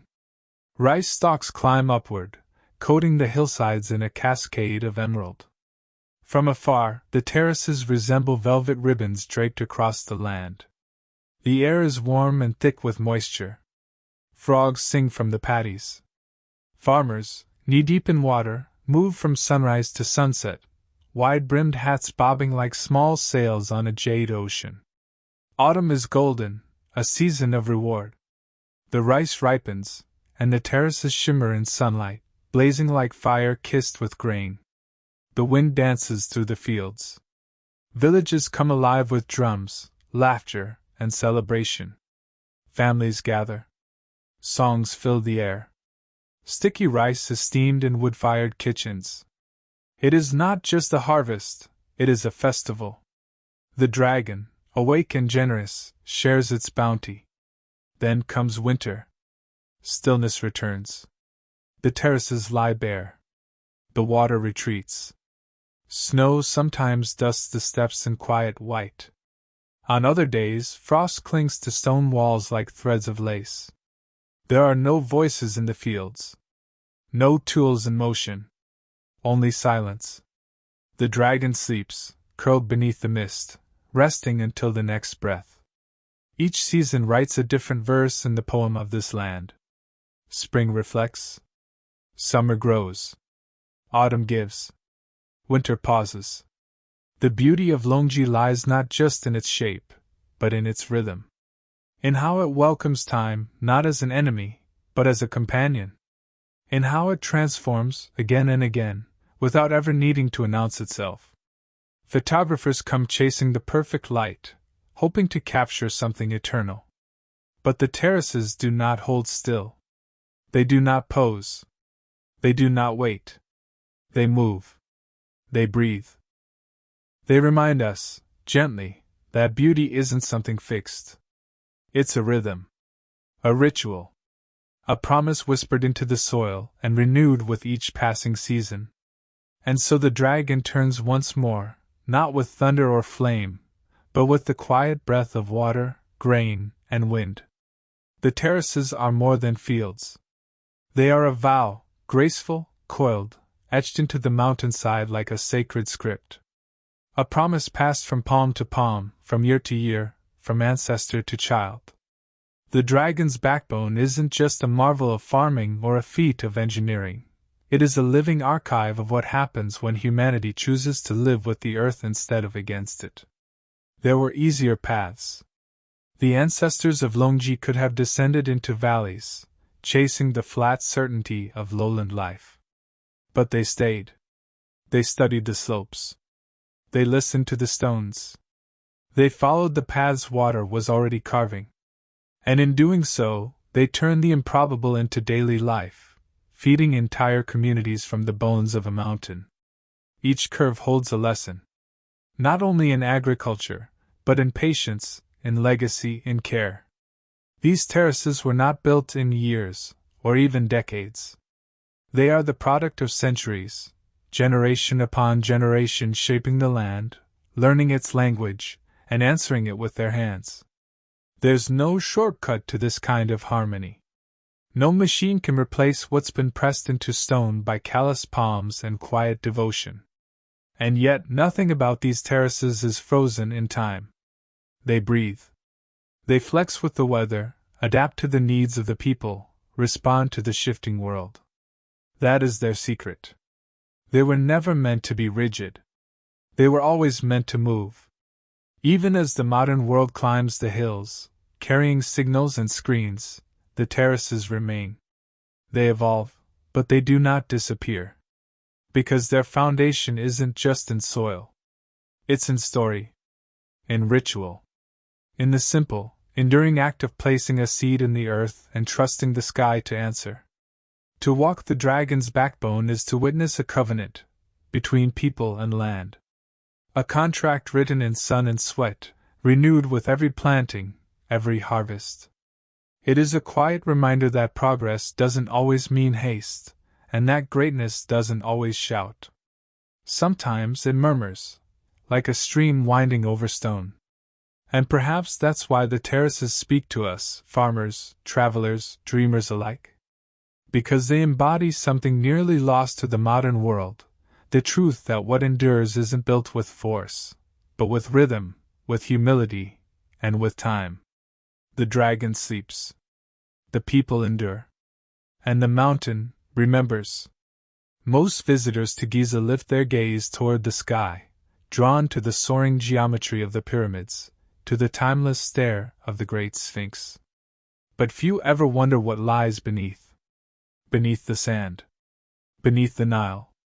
beneath the forgotten sediment of centuries past.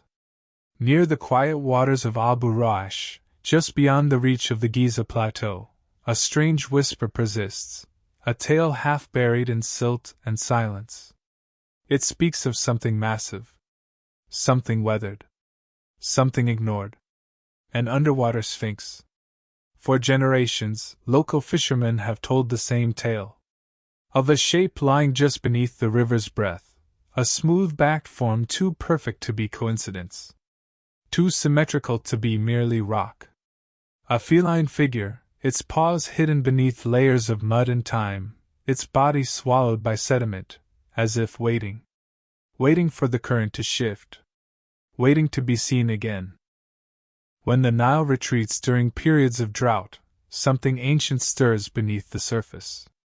Curved stone, grooved edges, and what some claim is a weathered, carved feature, eerily shaped, almost human, and undeniably deliberate. It doesn't rest among the polished tourist trails. There are no signs, no velvet ropes, no waiting tour buses humming in the heat. Just reeds, brackish water, and a thick silence that seems to hum with memory. Those who venture to the site say the ground feels different beneath their feet, charged, as though history itself still lingers. Sonar sweeps have revealed strange geometric shapes beneath the sediment, blocks that suggest intention. But it's not the patterns alone that stir speculation, it's the figure.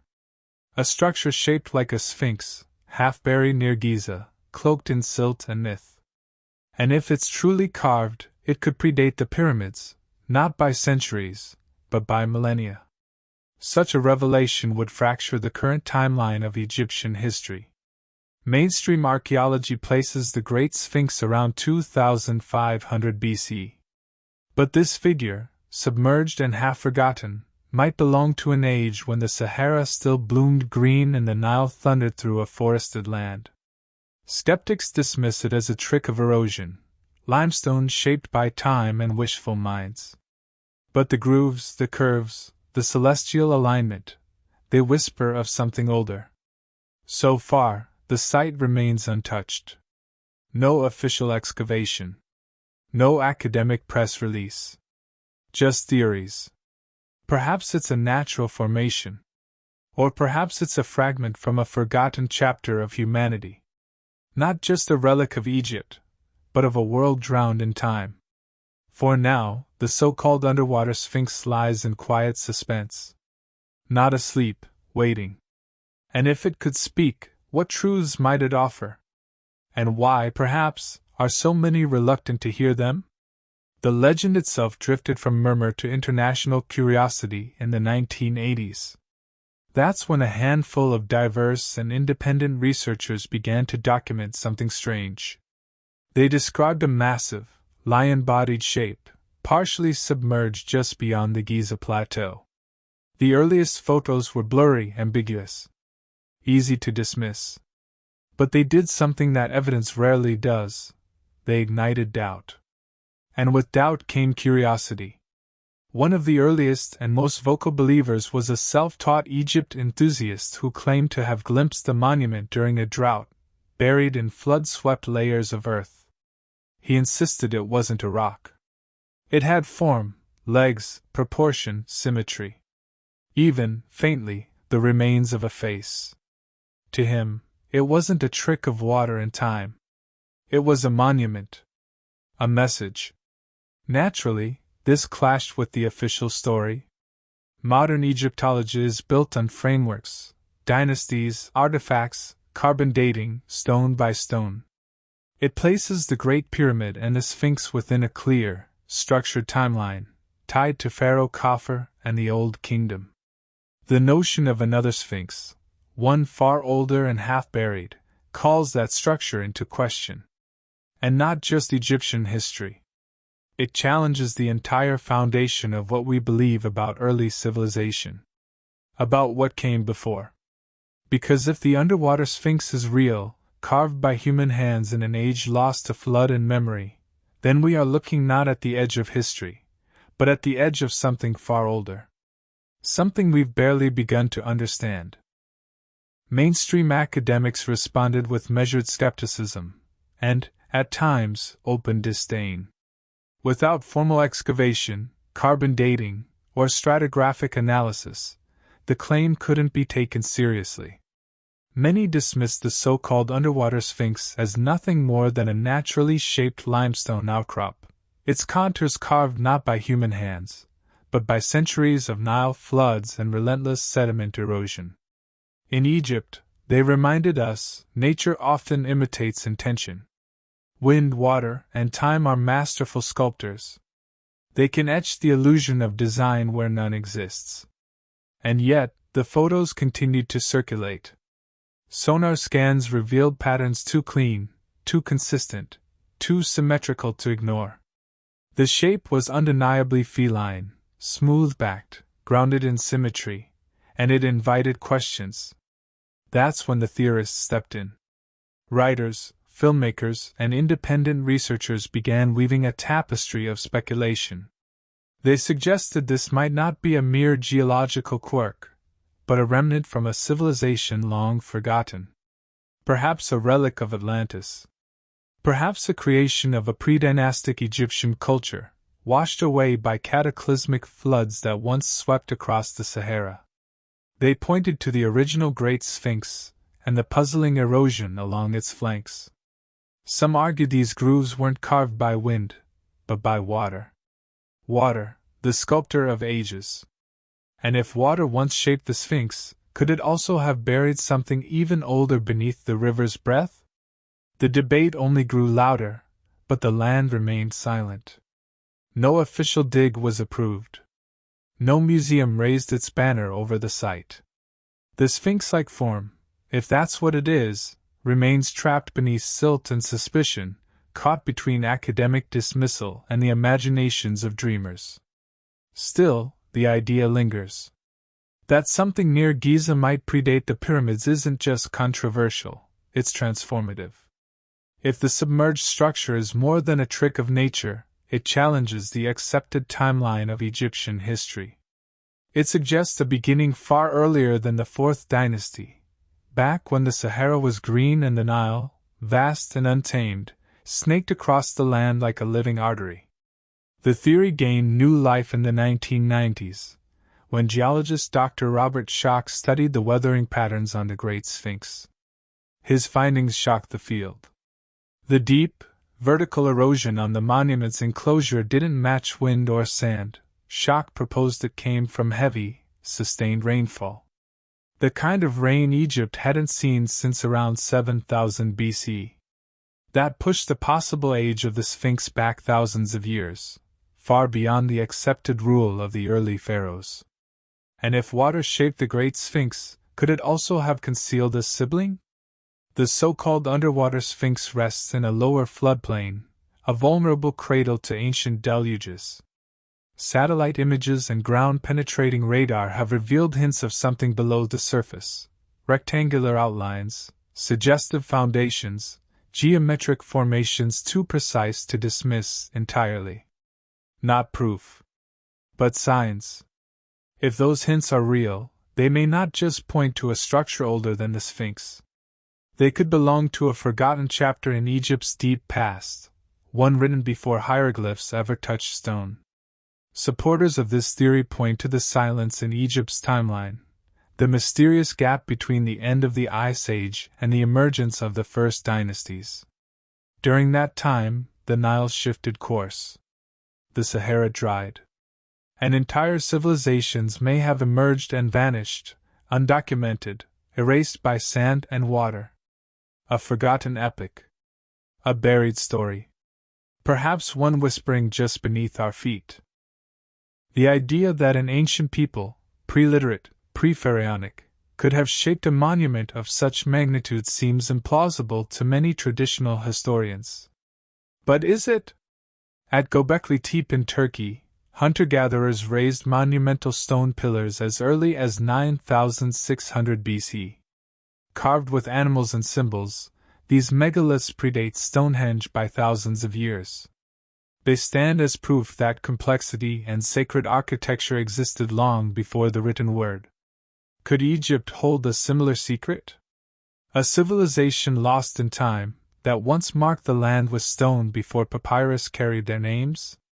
If the so-called underwater sphinx was built in such a forgotten age, it wouldn't just shift the narrative, it would rewrite it entirely. It would imply more than lost ruins. It would suggest a lost era. One that may have whispered to the builders of Giza across centuries, leaving behind not only myths, but monuments, drowned, buried, and abandoned to memory. Stone, after all, doesn't lie. It doesn't speak, but it remembers. And around the shadowy outline of the underwater sphinx, it tells a quiet, enduring story. A story not just of time, but of water. Layers of sediment. Strange erosion marks. Ancient flood patterns etched into rock. They hint at a history that predates the desert, that predates the Nile's familiar meander, that predates even the earliest pharaohs. Geologists who have examined images and data from the site near Abu Roash have noted something peculiar: grooves and smooth surfaces that suggest erosion not from sand or wind, but from flowing water. Not the trickle of desert rain, but the power of sustained rainfall, something this region hasn't seen for thousands of years. Similar questions have long swirled around the Great Sphinx itself, especially the trench that surrounds it. The deep vertical fissures etched into the stone walls don't match wind erosion. They resemble rainfall. Heavy, prehistoric rain, evidence of a climate long vanished. Now, at the underwater site, the pattern appears again. But this time, it's buried beneath a shallow floodplain. During rare droughts or moments of lower Nile levels, fragments of the form reportedly rise into view: hunched lion shoulders, a foundation too precise to be random. Its symmetry is unsettling in its intentionality. Researchers who've surveyed the area note that the basin is geologically unstable, rich in clay and shaped by violent fluctuations in the ancient water table. The stone is heavily worn, but not chaotically. The erosion follows the shape of the form itself, as if sculpted deliberately, then slowly erased by time and tide. As if something was carved, and then drowned. And yet it endures. Half submerged. Half forgotten. Waiting.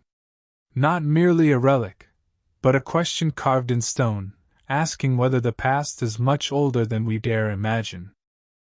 Some sediment layers around the alleged site date back to the early Holocene, an era when Egypt was lusher, wetter, and vulnerable to massive floods.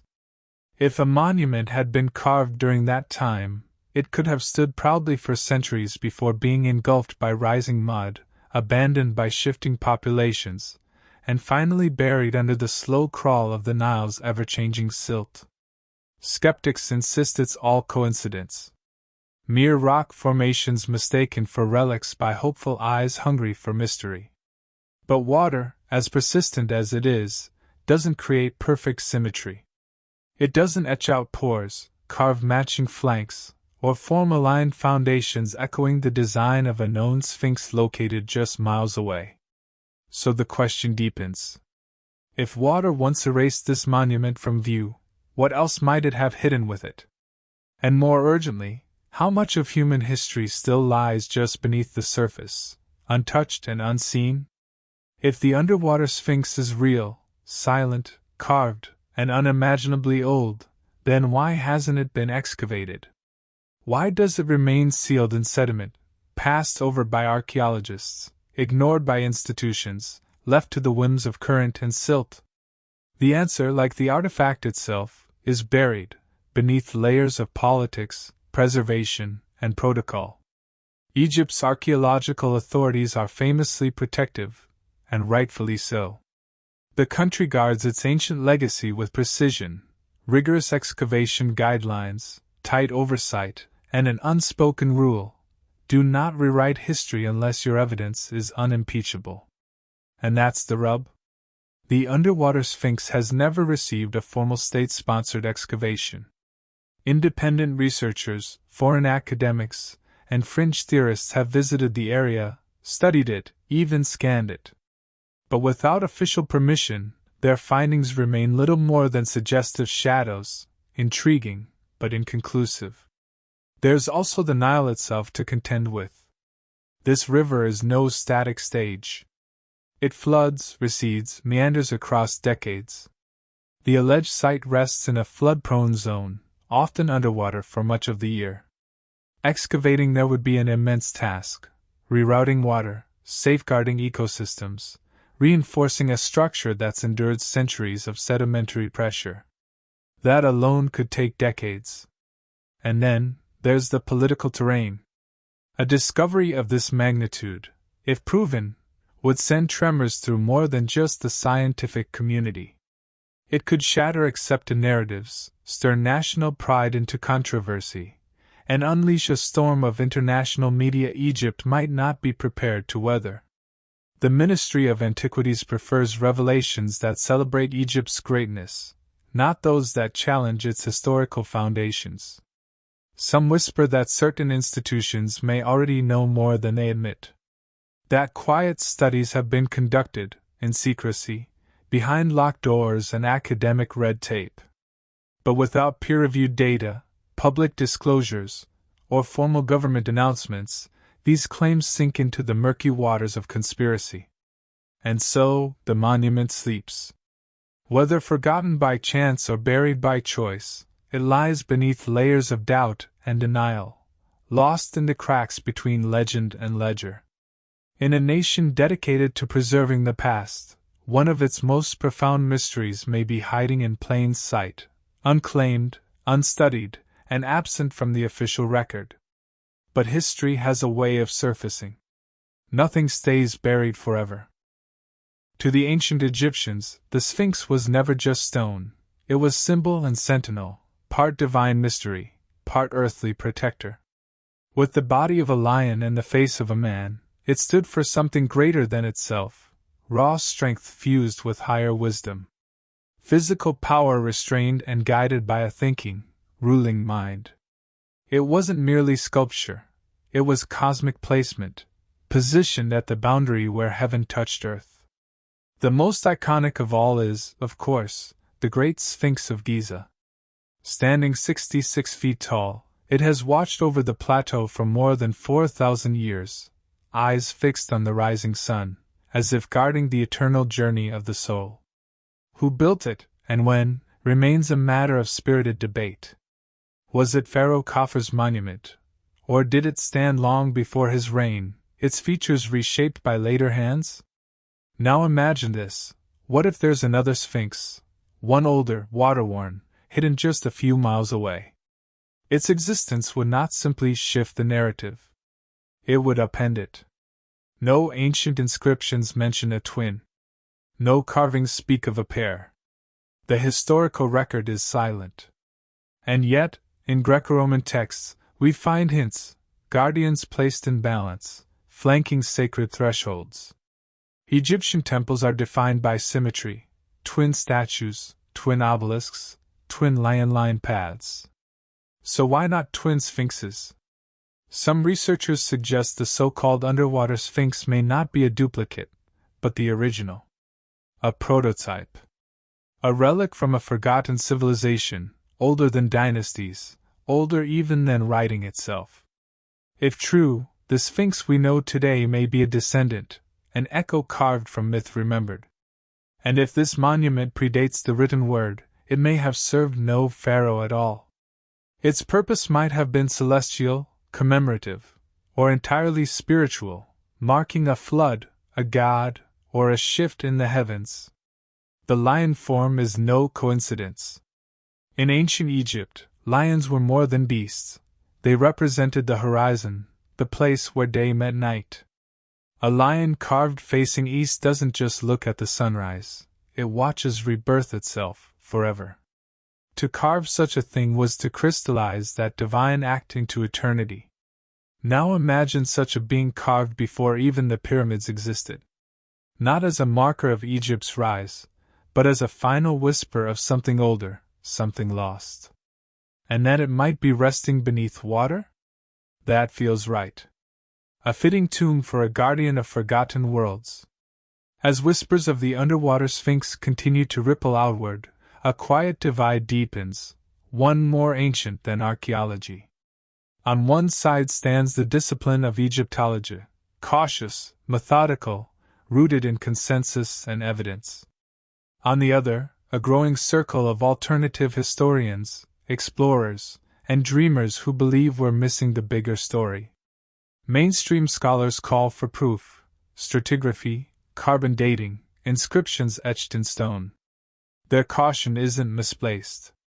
In a world of speculation, science matters. But so does curiosity. Because if this submerged figure is real, if it truly predates what we know, it might not just change Egyptian history. It might change our entire understanding of the human story. Egypt is a land shaped by wind, time, and wonder, where stone often mimics life. Natural rock formations scattered across its vast landscape bear eerie resemblances to human and animal forms. And in such a land, misidentifying nature's art for human handiwork can easily spiral into myth. Archaeology, therefore, must walk carefully. The past is fragile. Once it's broken, by careless hands or sensational headlines, it cannot be pieced back together. But to others, caution has morphed into complacency. A growing circle of independent investigators, some trained in science and engineering, though outside the traditional archaeological field, argue that anomalies like the underwater sphinx near Giza deserve more attention. They reference high-resolution satellite images that show uncanny symmetry, LiDAR scans that reveal rectangular foundations beneath layers of Nile mud, erosion patterns that seem shaped not by chaos, but by deliberate design. And they raise uncomfortable questions about silence, politics, and narrative control. They note that tourism flows through Egypt's established storylines, through the familiar pyramids, the temples, the accepted timelines. A second sphinx, especially one that hints at a civilization even older than the dynastic kings, could threaten that narrative, could shake the foundation of what Egypt represents to the world. The fear, they suggest, isn't about fraud. It's about rewriting everything. The idea has taken hold. Books, documentaries, podcasts, and academic forums now regularly feature the underwater sphinx. It has evolved from a curiosity into a symbol of hidden truths and stubborn resistance. To some, it's a rallying cry. To others, a cautionary tale. Some call for open excavation. Others warn of pseudoscience. And somewhere in between, the truth lies buried, beneath voices as thick and tangled as the Nile's own silt. The divide isn't just scientific. It's deeply emotional. Because the underwater sphinx forces us to confront a simple but profound question: how do we approach the past? Do we believe only what has been fully verified and etched into textbooks? Or do we follow the faint echoes that whisper just beyond the reach of certainty? This alleged monument, whether artifact or illusion, pushes that question into the open. It's not just stone. It's not just silence. It's a litmus test for human curiosity. And as long as it remains unearthed, both sides will continue their debate over a monument that says nothing, and yet might change everything.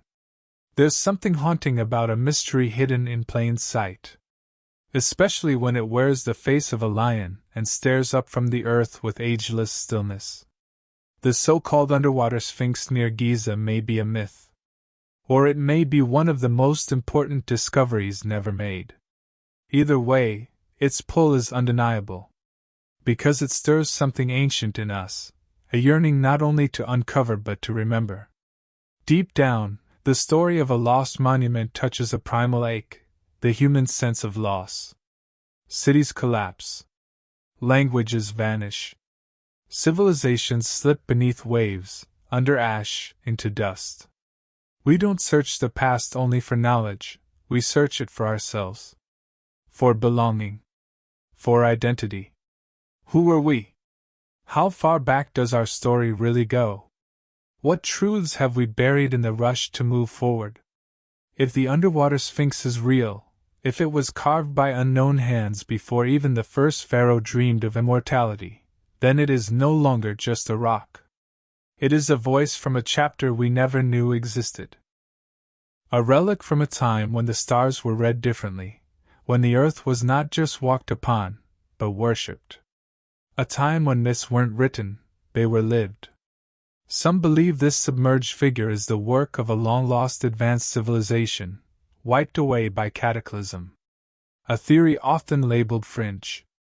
But whether the claim holds scientific weight or not, the emotional weight remains undeniable. To imagine a monument etched into stone before the pyramids rose, then swallowed by rising waters and buried beneath centuries of silence, is to face a sobering truth: civilization is delicate.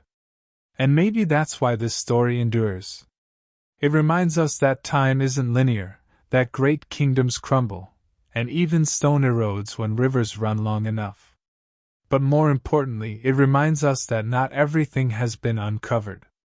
That in this world of answers on demand, there are still questions no algorithm has solved. The underwater sphinx is one such question.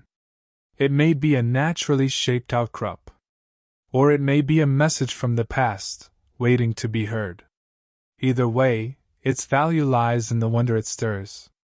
It makes us pause and consider, what if our history is deeper than our textbooks suggest? What if legends hold echoes of truth?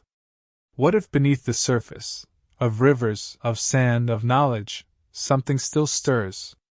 The underwater sphinx near Giza, whether shaped by hands or by nature, whether recognized or forgotten, remains where it always has, beneath the surface, beneath the silt, beneath the weight of time. No plaque. No label. No spotlight. And yet it hums with the quiet power of unanswered questions. For every monument Egypt has revealed, others lie hidden. Some too delicate to touch. Others consumed by the Nile's shifting course. And a few, like this one, remain in plain sight, unacknowledged, not because they are unworthy, but because they ask questions we're not quite ready to face. And maybe that's what makes this one so compelling. Not its age, not its size, but its silence. It challenges what we believe we know, and exposes how much we might have missed. It may never be excavated. Political roadblocks, funding gaps, and academic dogma form walls taller than any tomb. But that doesn't strip it of meaning. If anything, its obscurity makes it more powerful. It becomes a mirror, not just of forgotten histories, but of what we, as a civilization, choose to remember. And what we allow to fade. Because history isn't a finished manuscript. It's a living, breathing puzzle scattered across deserts, riverbeds, and coastlines, waiting for a change in climate, or a shift in thought, or one brave voice to stir the dust. Perhaps one day the Nile will recede, and the full form will rise, face, pause, and all. Perhaps technology will finally catch up with myth. Or perhaps it will remain what it is now, a rumor in the current, a whisper passed down like a sacred secret, from one generation to the next. But whether it's real or imagined, monument or illusion, the underwater sphinx already serves a purpose. It reignites the most human of instincts, wonder. And in an age drowning in certainty, that might just be its greatest gift. Because perhaps the most ancient truths aren't buried in the earth, but within us, in our longing to search, our refusal to forget, and our belief that somewhere out there, beneath the sand, beneath the waves, the past still breathes, and waits.